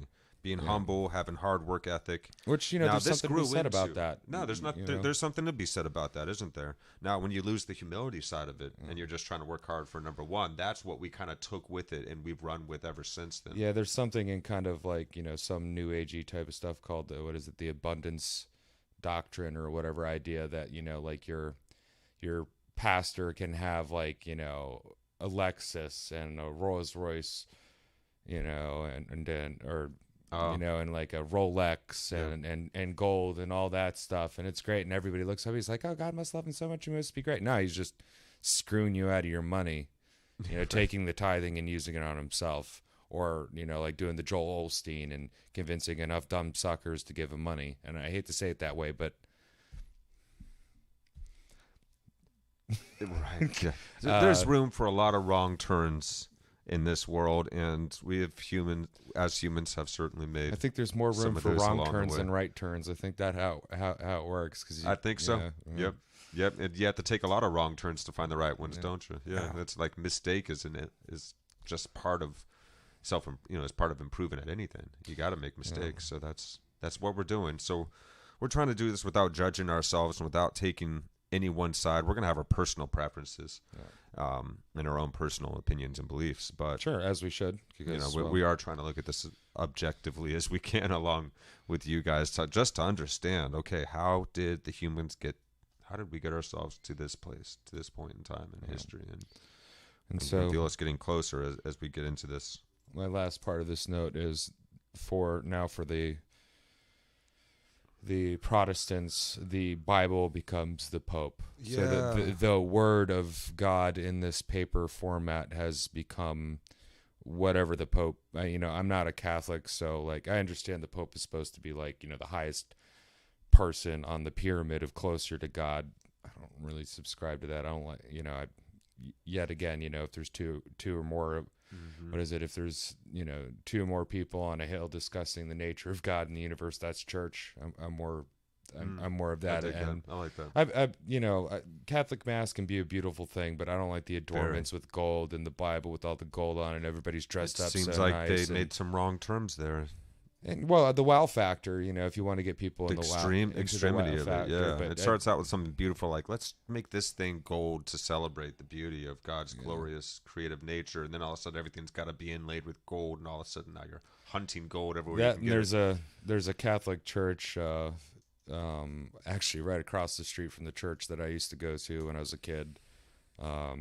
And you go in there and all the pillars, the way they are designed, and if you look in the negative space in between the pillars, you see like devil heads, like because it has like like you could see in the dead space the horns, and also I don't like having the idols of the saints looking down at me, because the whole like don't worship idols and stuff like that. So it's like Catholicism has a lot of things you could critique if you wanted to go for, but Protestantism in all of its formats as well. And I'm sure, I don't know enough about Eastern Orthodox, but I'm sure there's certain things in there that you criticize too, just as you can for any freaking religion or ideology or anything else.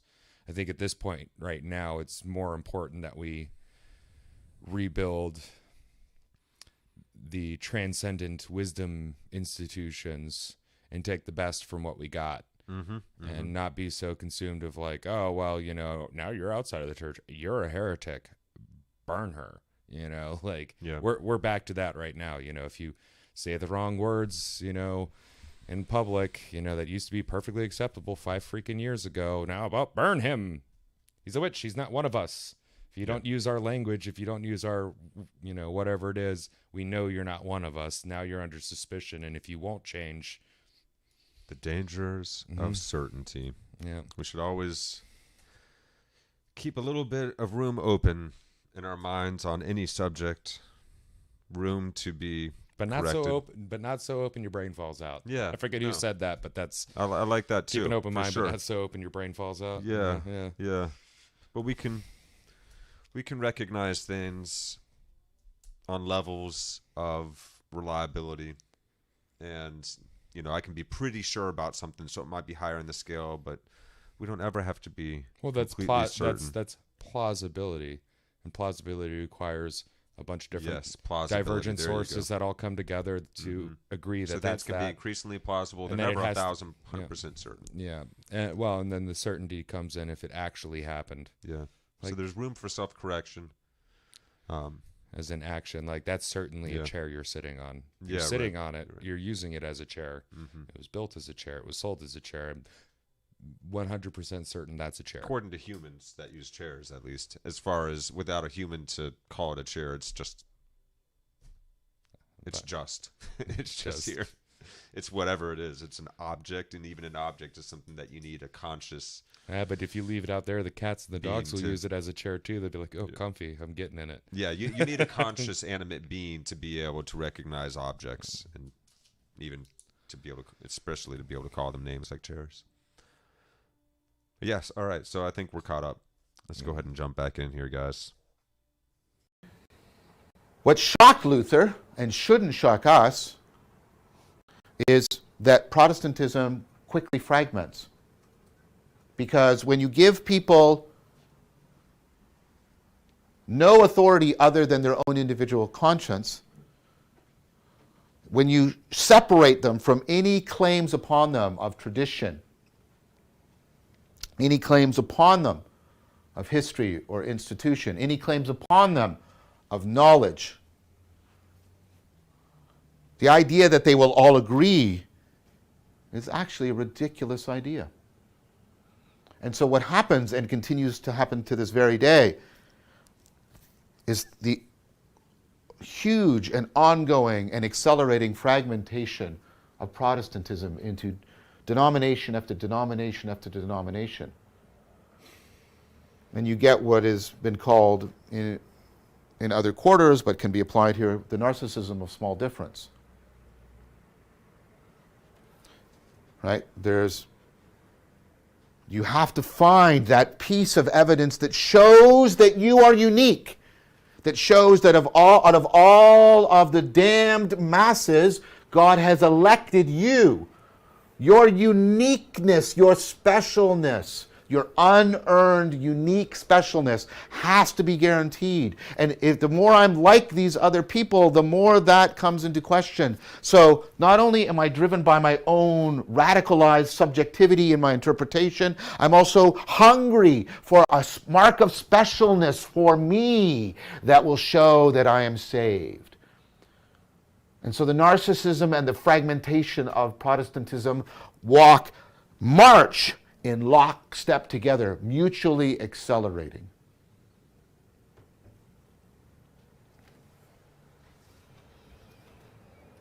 So notice what's happened.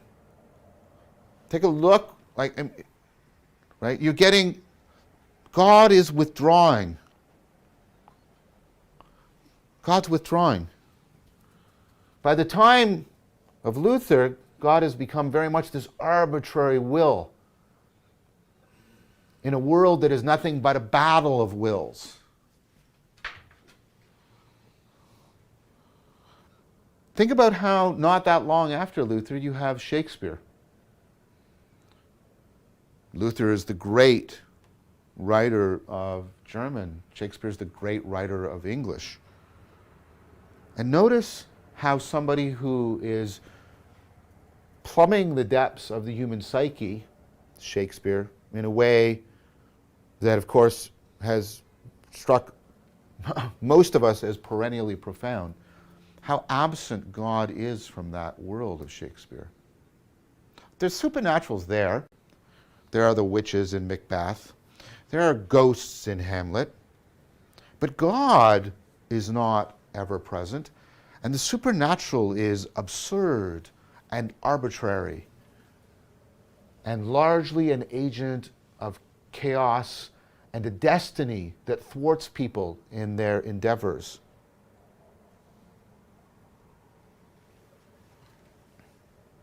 It's telling how much God has withdrawn into being an arbitrary, absurd, supernatural agency that largely thwarts and undermines human activities.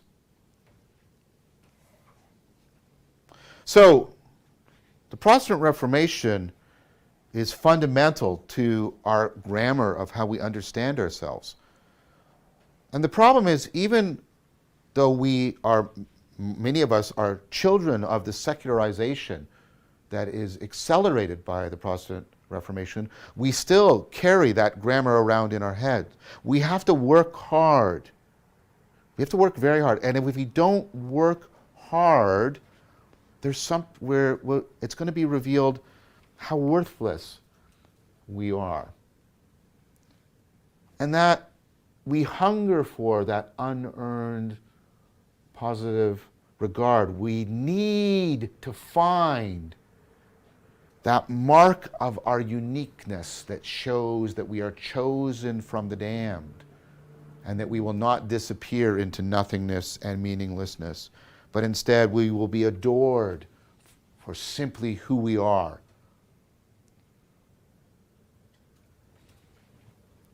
Now, all of these factors the scientific revolution, the advent, right, of the beginnings of capitalism, especially corporate capitalism, and the Protestant Reformation are all mutually reinforcing each other. They're giving people tremendous anxiety. So the scientific revolution is basically cutting you off from the world, and the Protestant Reformation is basically orphaning you from the mother church and tradition and history. You have to bear it all. Your individual, you alone, by yourself. You have to bear it all while simultaneously being told you don't have the resources or the capacity within you to do it. You're a nothing that has to bear it all. You're cut off from the world. You're cut off from reality behind illusion. There's a restless battle of wills. You're cut off from wisdom institutions with sapiential obsolescence.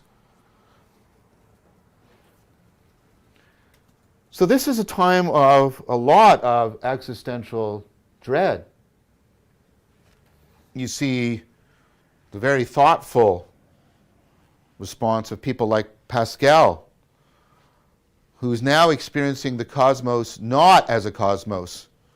Remember what cosmos means? A beautiful order that we can participate in and that will afford our self-transcendence. No, Pascal, who's a mathematical genius, he gets the new math.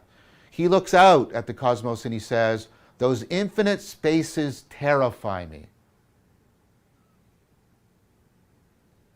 The cosmos is now cold and terrifying. Its vastness is inhuman and crippling of the human spirit.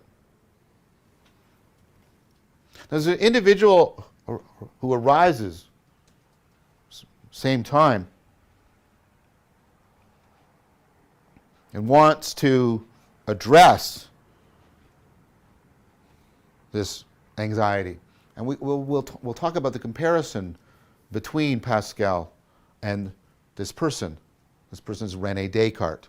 Descartes wants to take this grammar of the scientific revolution about math as the marker of reality, and he wants to use it to come up with, on his own, like a good Protestant, although he's Catholic, but on his own, from his own individual conscience. He wants to come up on his own. Forget the history. Forget the tradition. This is Descartes. I'm going to use the new math to come up with a solution to this emerging meaning crisis.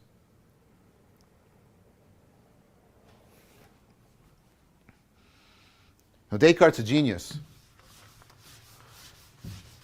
And what he does is he invents a new psychotechnology, one of the most powerful psychotechnologies, a psychotechnology that has been so internalized into our culture and our cognition that it is almost transparent to us. We do not realize it is the lens by which we see and understand the world. Descartes liked to sleep in. It's probably led to his death, because when he had to go to Sweden, they didn't let him sleep in, and he had to go out in the cold air, and that's probably what led to his death. So he liked to sleep in.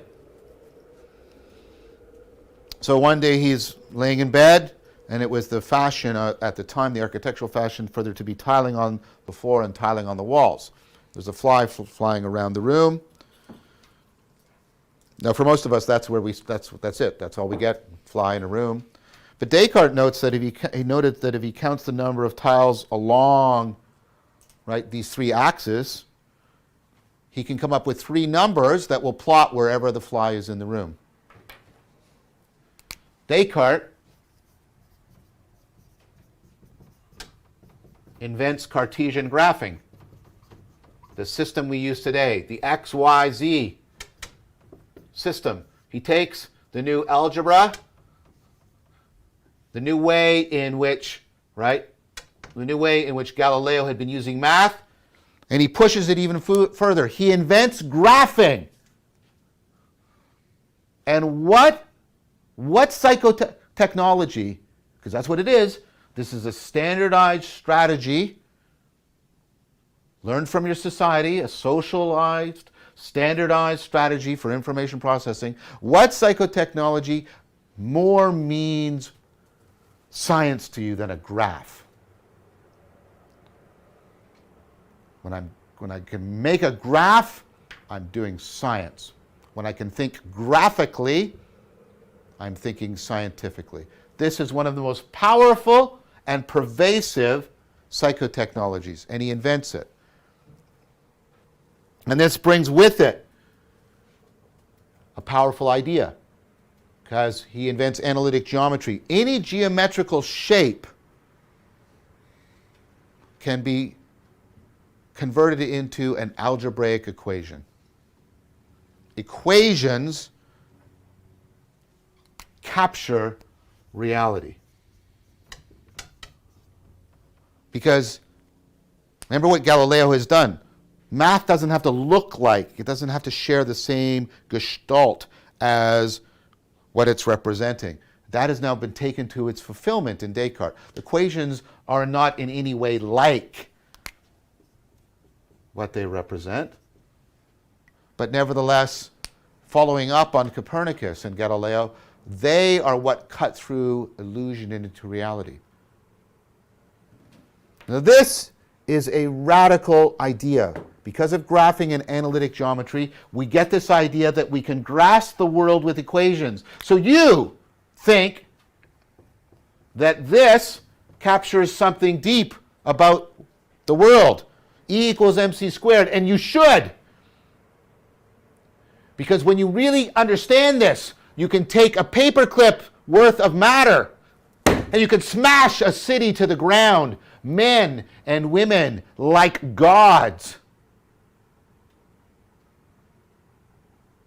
It's intoxicating, the power that it puts at our fingertips. It seems to provide overwhelming evidence that this way of thinking puts us deeply in touch with the fiber and fabric of reality. We are fundamentally in contact. But it's not a contact of experience. It's not the Aristotelian conformity. It's not participatory. It is purely propositional.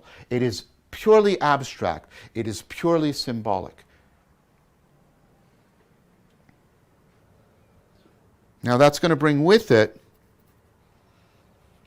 a radical idea.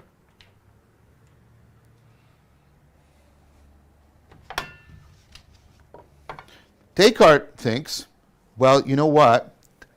This is how I can understand the meaning crisis. All this anxiety, he didn't, of course, call it the meaning crisis, so that's anachronistic on my part. But I'm putting words into his mouth so that we can talk to him across space and time. Right? There's all this anxiety, there's all this sense of disconnection. So Descartes understands the meaning crisis as a lack of a search for certainty.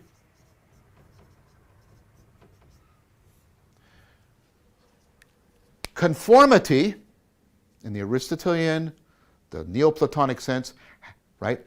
Participatory, perspectival conformity has been replaced by propositional certainty. And of course, the thing about math for Descartes is it gives you certainty. That's why math cuts through all the illusions. That's why it allows us access to such power.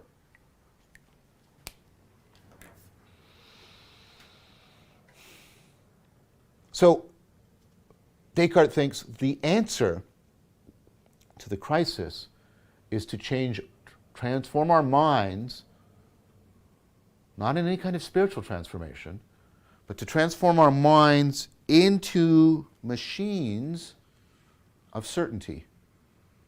Minds that will only work mathematically and logically in terms of equations.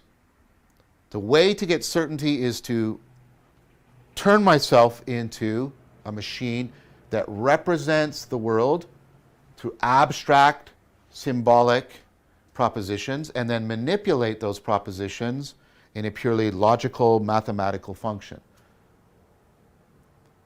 So what Descartes is proposing is that the way to address the anxiety of the age is for each one of us to adopt a method that will turn us into computers. That's what a computer is. Computer is originally a word applied to people, by the way. In the 1930s or 40s, you could have a job as a computer. That was your job. You would be given the task of taking equations and processing them in a logical, mathematical fashion. So reasoning is being reduced to computation. We'll talk about what that might mean in a minute. The idea is, if we can make our minds into purely computational machines, then we will achieve certainty.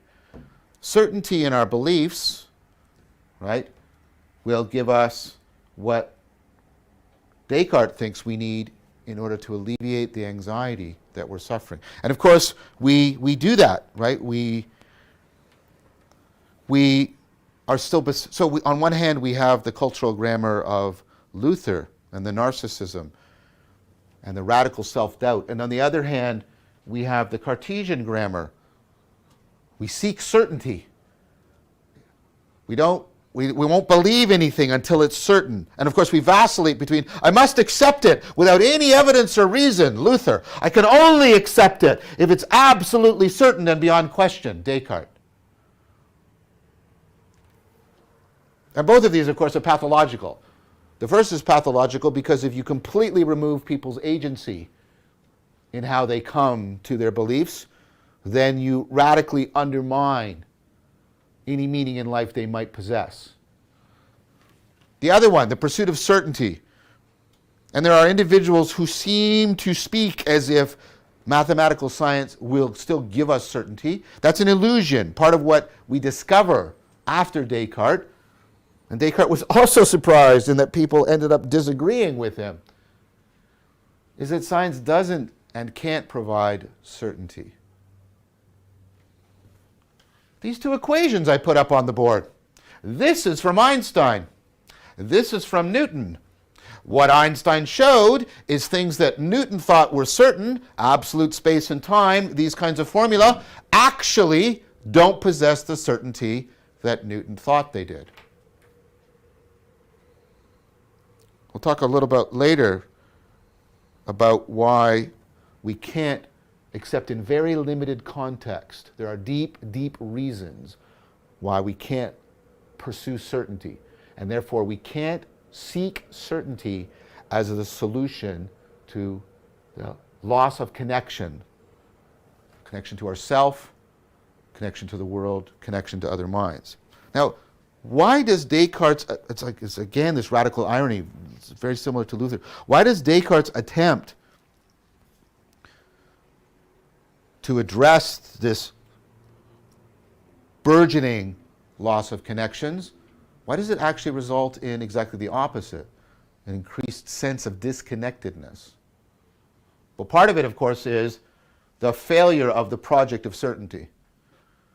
So you can understand the 18th and the 19th, and especially the 20th centuries as scientific, historical, and philosophical undermining of the idea that we can achieve certainty.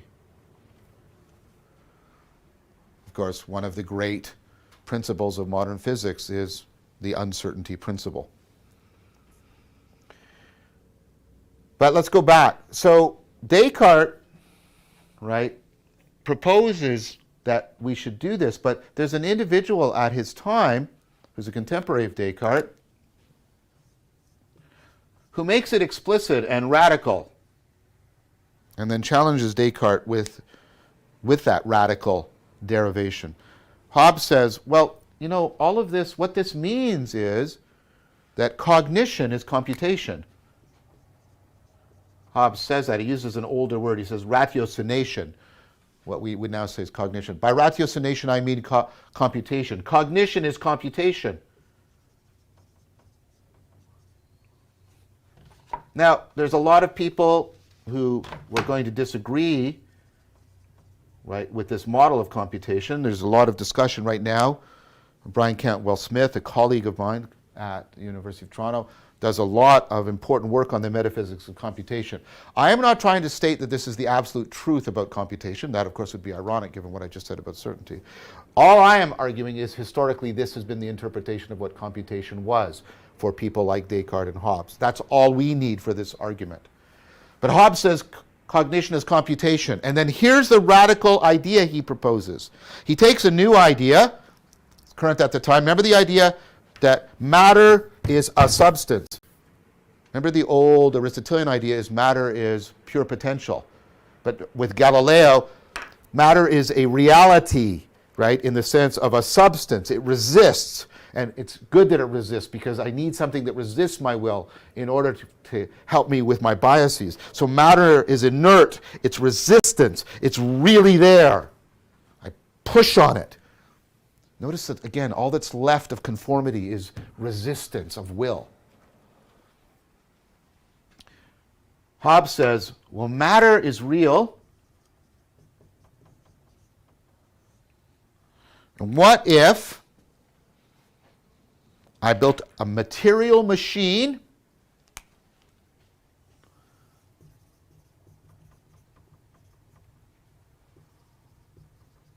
that did computation?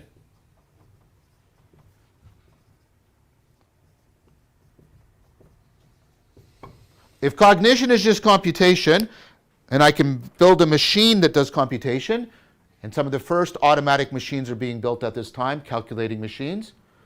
If I can make a material machine that does computation, I will have made cognition. I will have made a mind. Right there, at the heart of the scientific revolution, Hobbes is proposing artificial intelligence.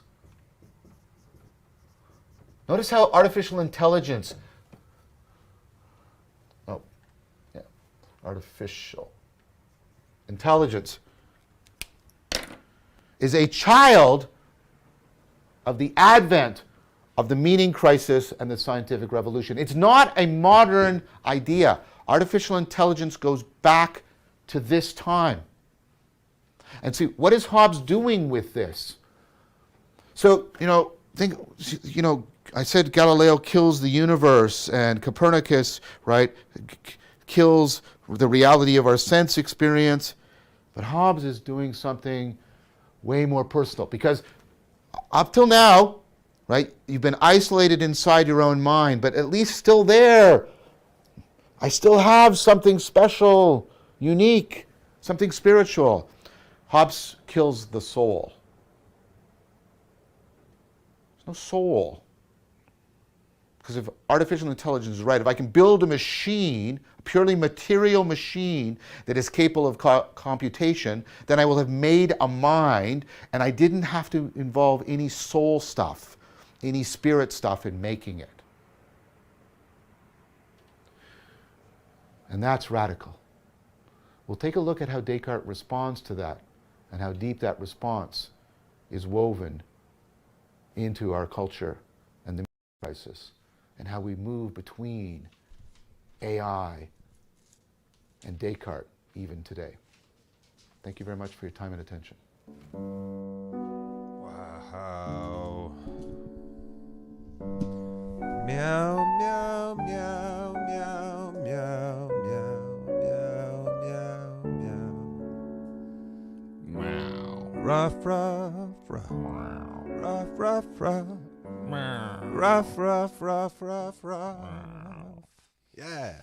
Yeah, the narcissism of small difference, the arbitrary uniqueness. If that does not hit home today, I don't know what does. With all the fracturing, this kind of this, which is also a this and this kind of this and this and this. Yeah, And the no longer narcissism of small differences. no longer are you a person. You're a person that has like all these different little things that breaks them down into this, this, and this, and this, and this, and this, and this, and these little stupid titles. Yeah. That we get, and it's just, oh my goodness. Yeah, yeah. So And we it comes saw, from the fracturing of the Protestant church. Yep, the Protestantism fragmented like crazy. And it's still fragmenting to this day. You know, it's Yeah. every day you see a new church with some new title or weird Yeah, because thing if there's coming no up, authority you know? than your own individual consciousness, then how can you have any agreed upon ideas? You know, everyone's going to have their own version of it now. Since they all can't agree, there's increased fragmentation. So the narcissism of our small differences, our special little version, little spin on this idea of Christianity is the one that's unique and is the one that has it all. Yeah. And so that happens over and over and over and over again. The narcissism and the fragmentation mutually accelerate one another, which is a whole mess. And this idea of God that we are in relationship with is now withdrawing. There's nothing but arbitrary will left in place. Yeah, and God is just one more player in a, game of wills. Yeah, it's just, God just has this arbitrary will that's in a whole universe that's full of just a bunch of other battle of wills, basically. Yeah. And our wills mostly too. And our, I hate to say it, but nowadays our individual will has replaced God. We are our own gods. We worship ourselves. Yep. We are. God almost has become an antagonist. Yeah. To us. It's this we thing start to that see this punishes in you, and that's just this, Right. Yeah. this it's thing that gets in the like way. an agent of chaos that you. thwarts your attempts in your endeavors at your fulfilling your dreams and everything. Yeah, it's because that's not how God's not even present at all in Shakespeare. In Shakespeare, though, the supernatural is depicted, but whenever it is, it's absurd, it's arbitrary, it's an agent of chaos thwarting our will. So yeah, God becomes, and the supernatural become this absurd notion in and of themselves, and yet we still carry this old grammar. So we have these ideas like today: if we don't work hard, it will reveal how worthless I am, and I need to. Not that there's anything wrong with working hard, but the idea of the worthlessness being attached to that. We need to find our mark of uniqueness, to be adored simply for who we are. It's narcissistic. You don't have to do anything, but just hey, this is how I'm unique. Just give me your I got a freckle here, so yeah. Well, give me your attention. Your attention, your energy, your acceptance for who I am, just because I demand it. You know? So we're orphaned from our involvement with history and reality. We are worldless orphans left to bear it all without the resources to do so. Jeez, the way he says that is so heavy. Just like, man. And of course there's the existential dread of like, oh, well, crap. Yeah. And the cosmos is no longer this cosmetic beautiful thing. Now it's terrifying. Yeah. We're just this nothing that has to bear it all, and we're cut off from our wisdom traditions that we spent thousands of years developing. We just completely cut those out of the picture. The process of self-transcendence is no longer an aim for religion. So at least in Christianity here, and this is what has become so much the cultural grammar of our planet now. So the existential dread, Pascal, the mathematician, experiences, previously the cosmos, we saw it as ordered and aiding our self-transcendence. Like the music of the spheres was something that we are a part in, and the music of the spheres is actually working on our behalf to help aid us in our growth of our spirit towards God. It's not that anymore. Now it's, the distances between the stars are terrifying to Pascal, so the cosmos becomes this terrifying, dead place. And in this time arises René Descartes. Descartes wants to use this new map of reality to come up with a solution, but he's using this new map, which is kind of faulty, But he does, in the process, invent another powerful psychotechnology for humanity, which is a very prevalent one, so much so that we don't even think about it: graphing, Cartesian graphing.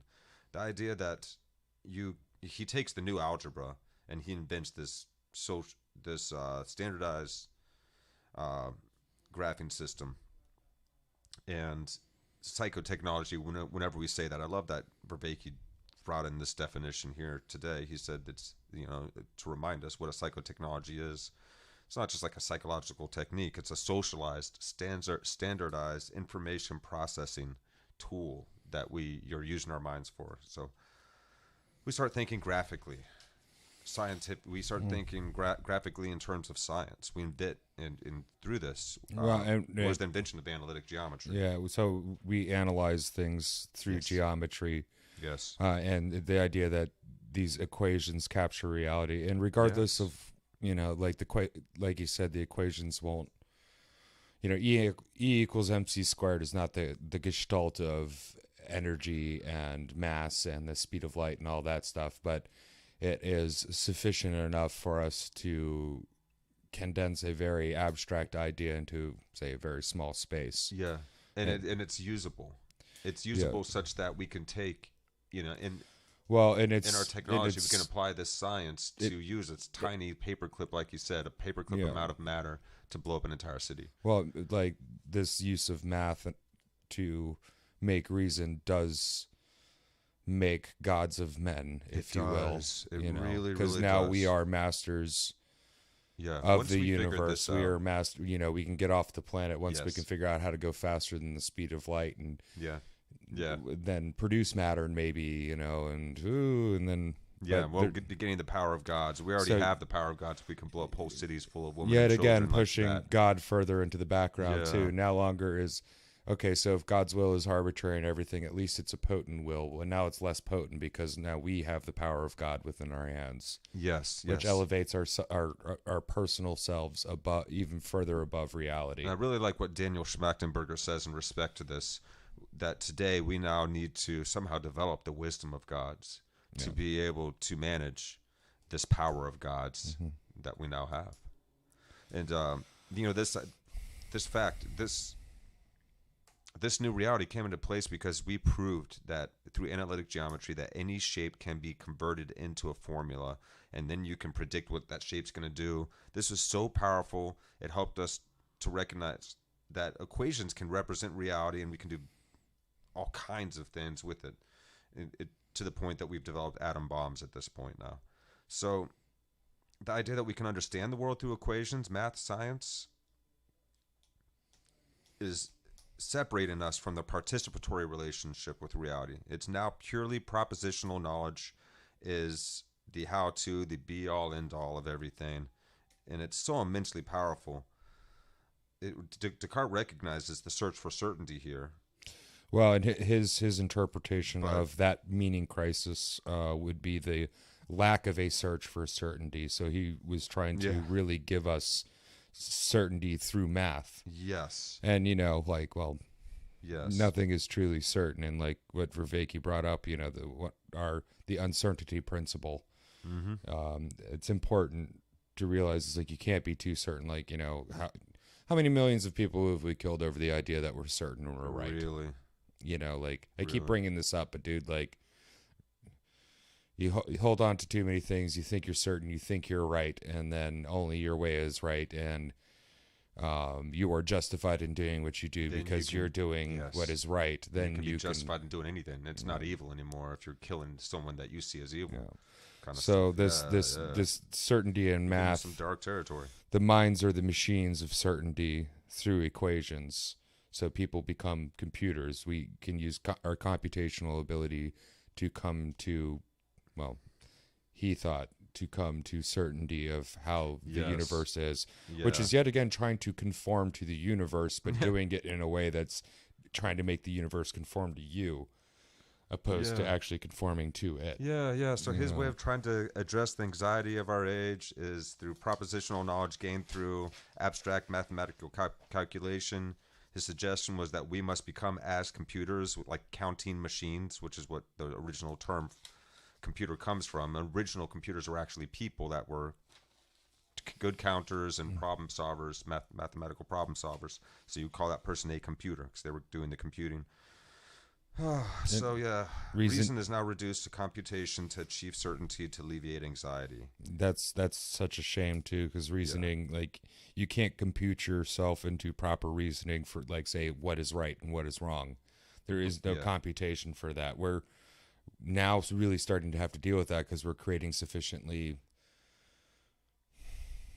efficient, smart enough AIs that we're really going to actually have to teach some type of reasoning that is beyond computation. Yeah, it's going to have to be based off of some kind of moral groundwork that we can actually agree on. Yeah. So at this point in time in history, there's this seesawing between radical acceptance, just accept, this arbitrary That's a good way to put gift, it, like a seesaw, yeah. And the other as well, this radical certainty. Yeah. So you on one hand, just accept it, but you got to be certain too. And it's You got self-doubt and narcissism on one hand, and then you have this obsession with certainty on the other, and both are pathological. Mm-hmm.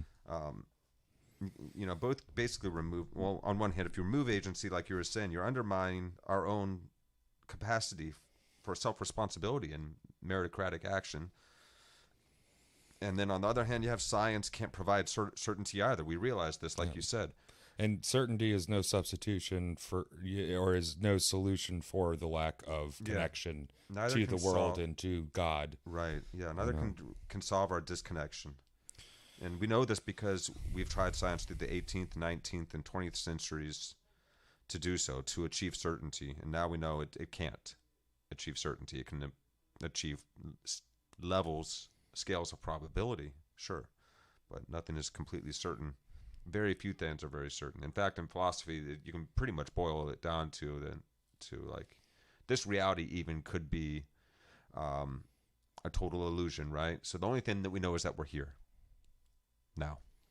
Well, the only thing we know is we will eventually cease being here now. I'm not even sure if I'm here now, but I know there will become a point in time where I'm not. That's the only thing. Yeah, something that feels like an I is here, right? But we don't know what the here is. So that's basically where we get left by all of this. And what a crazy dilemma, It's like we went on a 300-year sidetrack. And then, since this happens, Hobbes challenges Descartes to catch us up. And he says cognition is computation. And if cognition is computation, then our recognizing that matter is a substance, a material reality, and that all that is left of our conforming capacity to conform to the universe is our resistance to it, then what matters? So then the question now, what matters? So it doesn't matter what's real. Well, what he asks is, what if I built a natural, so a resistive machine that did computation? I was trying to do a run-on sentence to bring my notes together. It'll become a mind, so this AI, but a mind without the soul. So like he said, Hobbes killed the soul. There's no spirit within this mind. There is no agapic love, if you will. There is no supernatural within this mind. And you could even turn yourself into that. You're just, like we call ourselves meat puppets. We just, we do the thing too. So. Right. So Hobbes posits all the way back in the beginning of the scientific revolution, if I built a material machine that does computation, then there is no soul. And so he's literally, like, at this point prognosticating the future artificial intelligence, the potential of that happening. He's saying if I can build a mind, then there must not be a soul. And that is a profound mind F word for humans. I'm going to try and not curse. I already cursed once this episode, but we're almost done. You can just say mind frack, like they do. Mind frack. That's good. That was works. Battlestar Galactica, and they're like, we're not actually saying the word, so every other word was frack, like in that show. But it was so like, dumb. It was so but it's kind of corny. But I think that's what they did in the books, right? Did they say frack in the books? Probably. I can't remember. I think I read them. But so if who was it who killed the universe? That was so Galileo killed the universe, and Hobbes killed the soul. Yeah, because the universe is who Copernicus killed sensory. What was the term for that? Sensory input, our own self. What do you call that? I'm losing terms here, guys. Self-consciousness? Conscience? I don't know. Not even that. Okay. Galileo kills the universe. Copernicus kills sense reference, basically. Like, we can't believe our own minds, our own eyes anymore. It looks like the sun sets. You know, it rises in the east and sets in the west. But it's actually going around us. And I would have to say then the idea that there is, like, you know, a reason for why things move, as in, like, they have their spirit. So the spirit within the things in the universe, you know, because if, you know, like, say, like the planets, if they're doing this weird looping kind of like corkscrewy thing, it must be because they were designed to be that way, and they have their own what was the old term? Will, basically, to move themselves, or there was a purpose behind them moving that way. Yes. Now we realize it's like, oh, well, according to the math, we can find out that actually, it looks like that, but it works a lot better if it goes around us. And now we've sent stuff out into space to look and be like, actually, definitely. Everything does kind of we know for sure do that. Well, and then we realize it's actually more corkscrewing through space in another direction as we go along. But you know, this is, I would have to say, you know, this period of time was one of our darker period of times, and its stain has not been washed from our minds, and we seem to be repeating over and over and over again the worst parts of, you know, what the Protestant Revolution could give us, and we're currently denying the better parts, like, you know, the work hard and good things will happen to you if you work hard and you're not too greedy about it. Yeah. Now it's just like, I don't want to work, just give me stuff because I want the state to take care of me, which is another offshoot of, unfortunately, well, we took the spirit out of matter. Yeah, well, and Martin Luther's removing of the necessity for wisdom schools. You know, now you just go to the university and you'll get it, but, you know, more and more university kids are becoming more and more depressed and more nihilistic and have no meaning in their life. So obviously we need something. Yeah.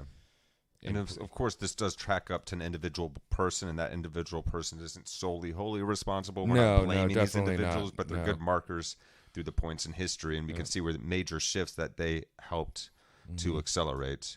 The major ideas that they invented and brought about certainly help bring about this idea. So yeah, God, at this point in history, he's no longer the prime mover, and it's all just cause and effect.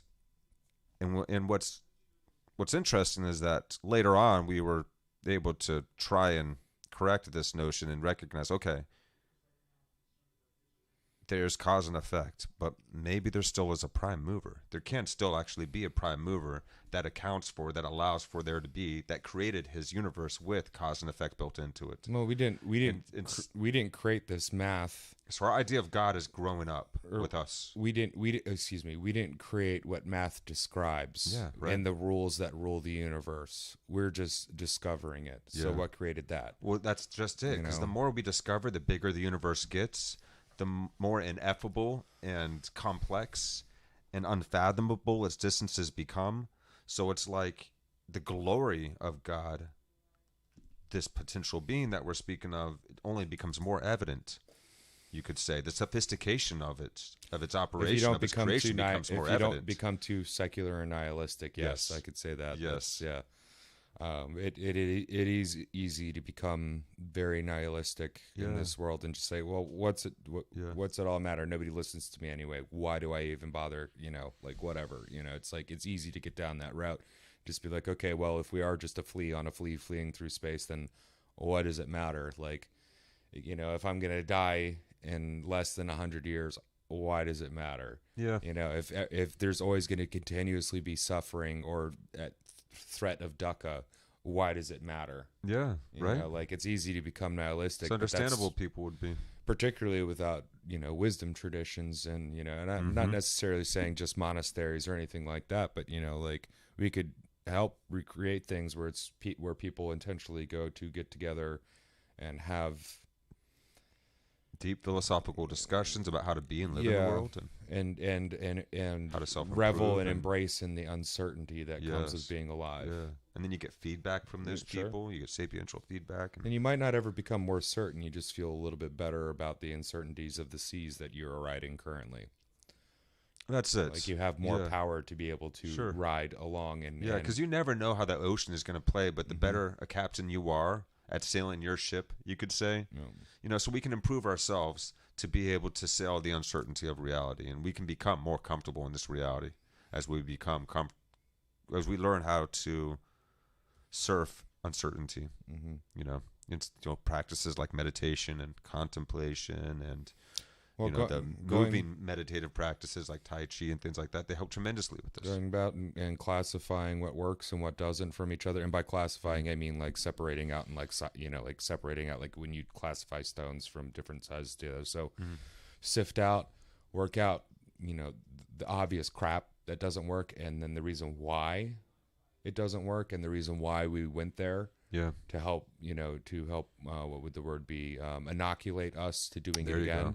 Yeah. And then find the really good things that are like, man, that's where it's really still looking into and reapplying and maybe modifying a little bit and going. Yes. So it's going to require us looking backward and forward and now at our feet at the same time. And doesn't it make sense that the only way that we would be able to do that effectively is to do so together, like numbers of us at once in fellowship trying to figure it out together rather than just us by ourselves trying to figure it out? Well, we learned that from competing our ideas. Episode 1 or 2, we created our earliest psychotechnologies were in order to distribute our cognitive network between many people through time and space. Yeah.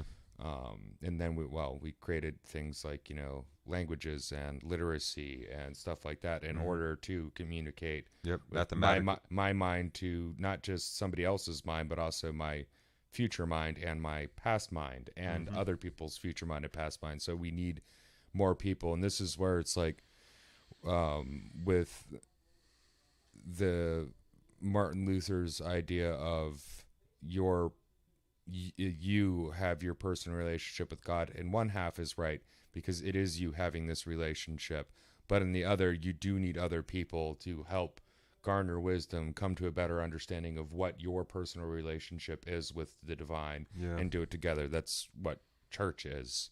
And even if it's one other person, even if you're the most ornery person, you can only get along with one other person, you need other people to do this with you. And you read books that other people wrote. Yes. You gain insights from what other people had to say about things. Yes. And still in reality with like primordial, like the shapes, like the Platonists, the Neoplatonists had this idea of these primordial shapes that existed. Platonic solids. Platonic solids. So it's like these always existing, what we call like the model for what that shape is that exists in reality. It's not a solid version of it, but there is like an all triangle for all triangles, and then triangles are possible, kind of thing. And there's like this underlying substratum to the universe. There's Platonic solids and transcendent ideals like love and things like that. Yeah, well, we've always tended to use, at least since that time and maybe before, shapes to help us keep track of multiple ideas and multiple things at once. Like the Father, Son, and the Holy Ghost. Oh yeah. That's a triangle, and throughout these lectures, we've had many times where you'll have these triangles, but if you pay attention to like how you write stuff out, there'll also be these squares or these looping other shapes that happens. And, humans are naturally very shape oriented. Like we can look at the skies and the random shape of the clouds and see a bunny or see a snake or see a dragon or, see Jesus in a bit of toast, and stuff like that. That's just actually just a function of how our brain grew up to try to find like a lion's face sticking out of a bush that's going to eat us. Right. So these are very primordial circuits within our brain. And we do have circuits that recognize things like agapic love too. We can recognize and perform. Well, we got a whole set take on the mode of agapic love. We got a whole set of emotions and feelings that really stick with us when we feel that. Yeah, and we see it in other animals can experience agapic and show agapic love. even, like mother animals for their, and if they stick around long enough, because some just don't care. Some are just like, okay, yeah, but you see self-sacrifice throughout animals, well, you can especially see that of course in humans. You can see that in the animals we've domesticated with, like, dogs. Like, if you treat your dog right and then you get a puppy, your dog will treat your puppy like you treat your dog. Mm-hmm. Mm-hmm. And then that puppy will do the same thing. Yeah, even in the wild, you'll see. Yeah. And but that agapic love does occur. Now, can we see this as something that is a transcendent part of the universe? It's a Platonic solid of its own. Because we're gonna have to find ways to come up with moral ideals that we can all agree on. That much is for sure. Or at least agree not to, like, kill each other over. Seems like it'd be a good idea. Like, man, like, that's all. What's the compelling reason that you don't have to agree with me, but can we agree just not to kill each other? That, yeah, or wish the worst things upon each other? Can we get over that? We can crap? agree on, we can agree on it without it being instantiated as transcendent to us, something that supersedes all of our interpretations of reality that already exists, that always has and always will. And it's a fundamental aspect of reality that to not live up to is to one's own detriment, you could say. We experience the hell of our lives when we live with less love, agapic love, the wisdom of love. That's the real hell in my book, is not the hell that some arbitrary authority of God sends you to because you were bad, or that you weren't saved. It's the hell you send yourself to when you separate yourself from. That's why you have a Protestant version of hell, and then the Catholic idea of purgatory, perhaps. Right? Well, and then also, like, I think my perception of hell is probably closer to where Orthodoxy, because there's this idea of, like, I got this from listening to a few Jewish speakers when I was much younger, but this idea of hell is what you make out of it when you separate yourself from God, because the worst punishment, the worst pain you could ever experience is separation, like a child experiences when you separate them from the group. Or, like, in worst case scenarios, if you completely neglect the child, they will not grow to be normal functioning humans. Or if you ever got lost as a kid. Did you ever get lost? Oh yeah, man, I got lost in it was like a Martin's or something. That's scary. And I got lost in the woods at a campground, And it wasn't like deep in the woods or anything. I just got lost basically in the campground that we were staying at. And then I found my way back to where our people are at. But it's not my people, it's other people. And so I had to wander around from campsite to campsite until someone noticed me and was like, "Hey kid, you need some help?" And I'm like, "Yeah, I'm trying to find these guys. These are my parents. I can't find them." One of my most recurring nightmares. 6, so that was so scary for a second. And then I remember the reality of just like the feeling of the moment of looking and not knowing where I was. My most reoccurring dreams when I was a kid was the being lost. You're walking somewhere, you turn around, and things are different. You spend the whole dream trying to find your way back home or to where you're at, but you can never find your way back home. And then that perpetual lostness. I used to have that. Yeah, I had one like that. And the terror of the lostness, and not just like, the hot terror of, like something chasing you, but the cold terror of, being lost in like an insanely huge building with nobody in it and like nothing, and that lost of being in liminal spaces only, and, that kind of thing, and that in a lot of depictions I've seen of hell are very much that you're lost in these liminal spaces where nobody else is there. There's no way out. Yeah. And then there's other depictions, people, I forget who said this, but, hell would be, you're in a place where all your stuff, the only thing you have left is your vices. Your addictions. There's no real fulfillment. Yeah. Or, you can go even further, like the grand punishment for somebody would be to be in a river and perpetually thirsty, but you can never drink, and, like stuff like that. Wow. So, my perception of hell, though, is like, well, that's like trying to just living according to your vices is like that. Yeah, and I don't think I don't think of God as this evil demiurge. So I tend not to think like, oh, if you've made mistakes in your life, you're going to hell. It's like, no, if you actively separate yourself and cut yourself off from God, the world will that feel like is hell. And we can also And make there you are. our reality of the world a hell by living in Sure. that way in mass. When Well, too many of us are operating that way, our whole world starts to become look hellish at the in most some aspects. look at the most powerful people we have that are going to start making or trying to make all the decisions for everybody, and I can tell you they're godless people. They have no purpose for God. They think of themselves as God. Yeah. You know, the Carl Schwabs and the Bill Gates and all that stuff that want to change the world.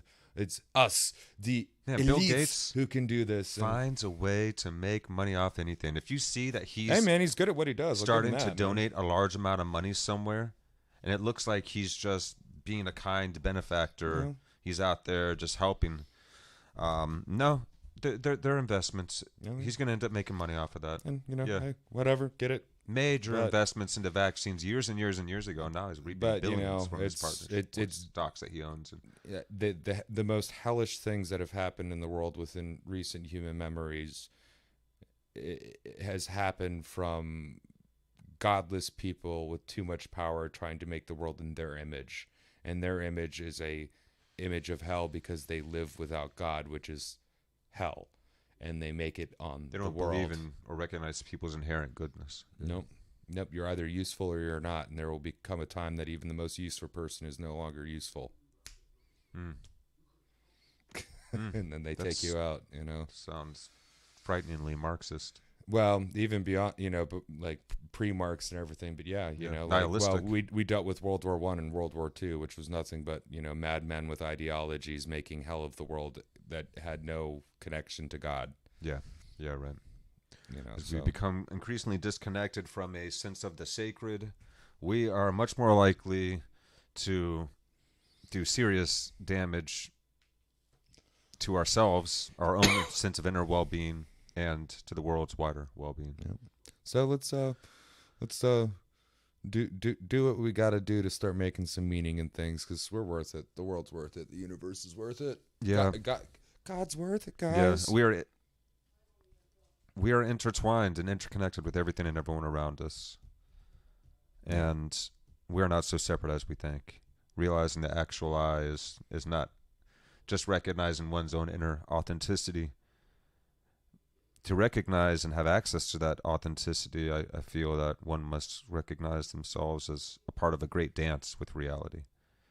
And in that great dance, we are in a relation with everything and everyone. And we gain our identification and our ideas from everything and everyone around us. So why not? How could it be any other way? So I'm turning into pumpkin mode. yeah, guys, it's about that time. But we love you all. Thank you so much for joining us. This was a rough one, but Yeah, I told you that this one was a little bit heavy. it's worth going. But not to through worry. We're gaining increased clarification. We're getting an understanding of where we are now. We're starting to see where we are on this map, and we're starting to see that we even built this map itself and understand how the map works, and that there were other maps before it, and we also recognize, oh, that's right. I work much better when I team up my cognition with yours, and multiples of us working on this together. Maybe we can figure out a way to orient ourselves. Yeah, because just being this little stupid island, worldless island orphan is not cool. No, it's not comfortable either. It's not I as don't fun like or it. anything. It's a lot more fun to figure out reality with Now, our mind friends you, and our I family. don't like huge groups of people either, but you know, I don't like this hopeless being completely alone in a group thing. It's not pleasant. Yeah, I don't think we're as comfortable with large groups as maybe we would be in different circumstances because of the way of things, because of that. In me personally, there's Rampant. loud noises and stuff. My brain gets confused and I get frustrated, and then I tweak out, and it's no good for nobody. So I play music because I can be on one end of, you know, I can hide behind my instrument a little bit. You know? You still get to get out there and express and share with people. A reason to socialize. Right. All right, fam. All right, guys. No more of these notes. We love you guys. Go out there and be a part of this change. Yep. Become the change that you wish to see. We change the world from the inside out every day. I've been That's DJ. what we do. I've been Chris, and we'll talk to you soon.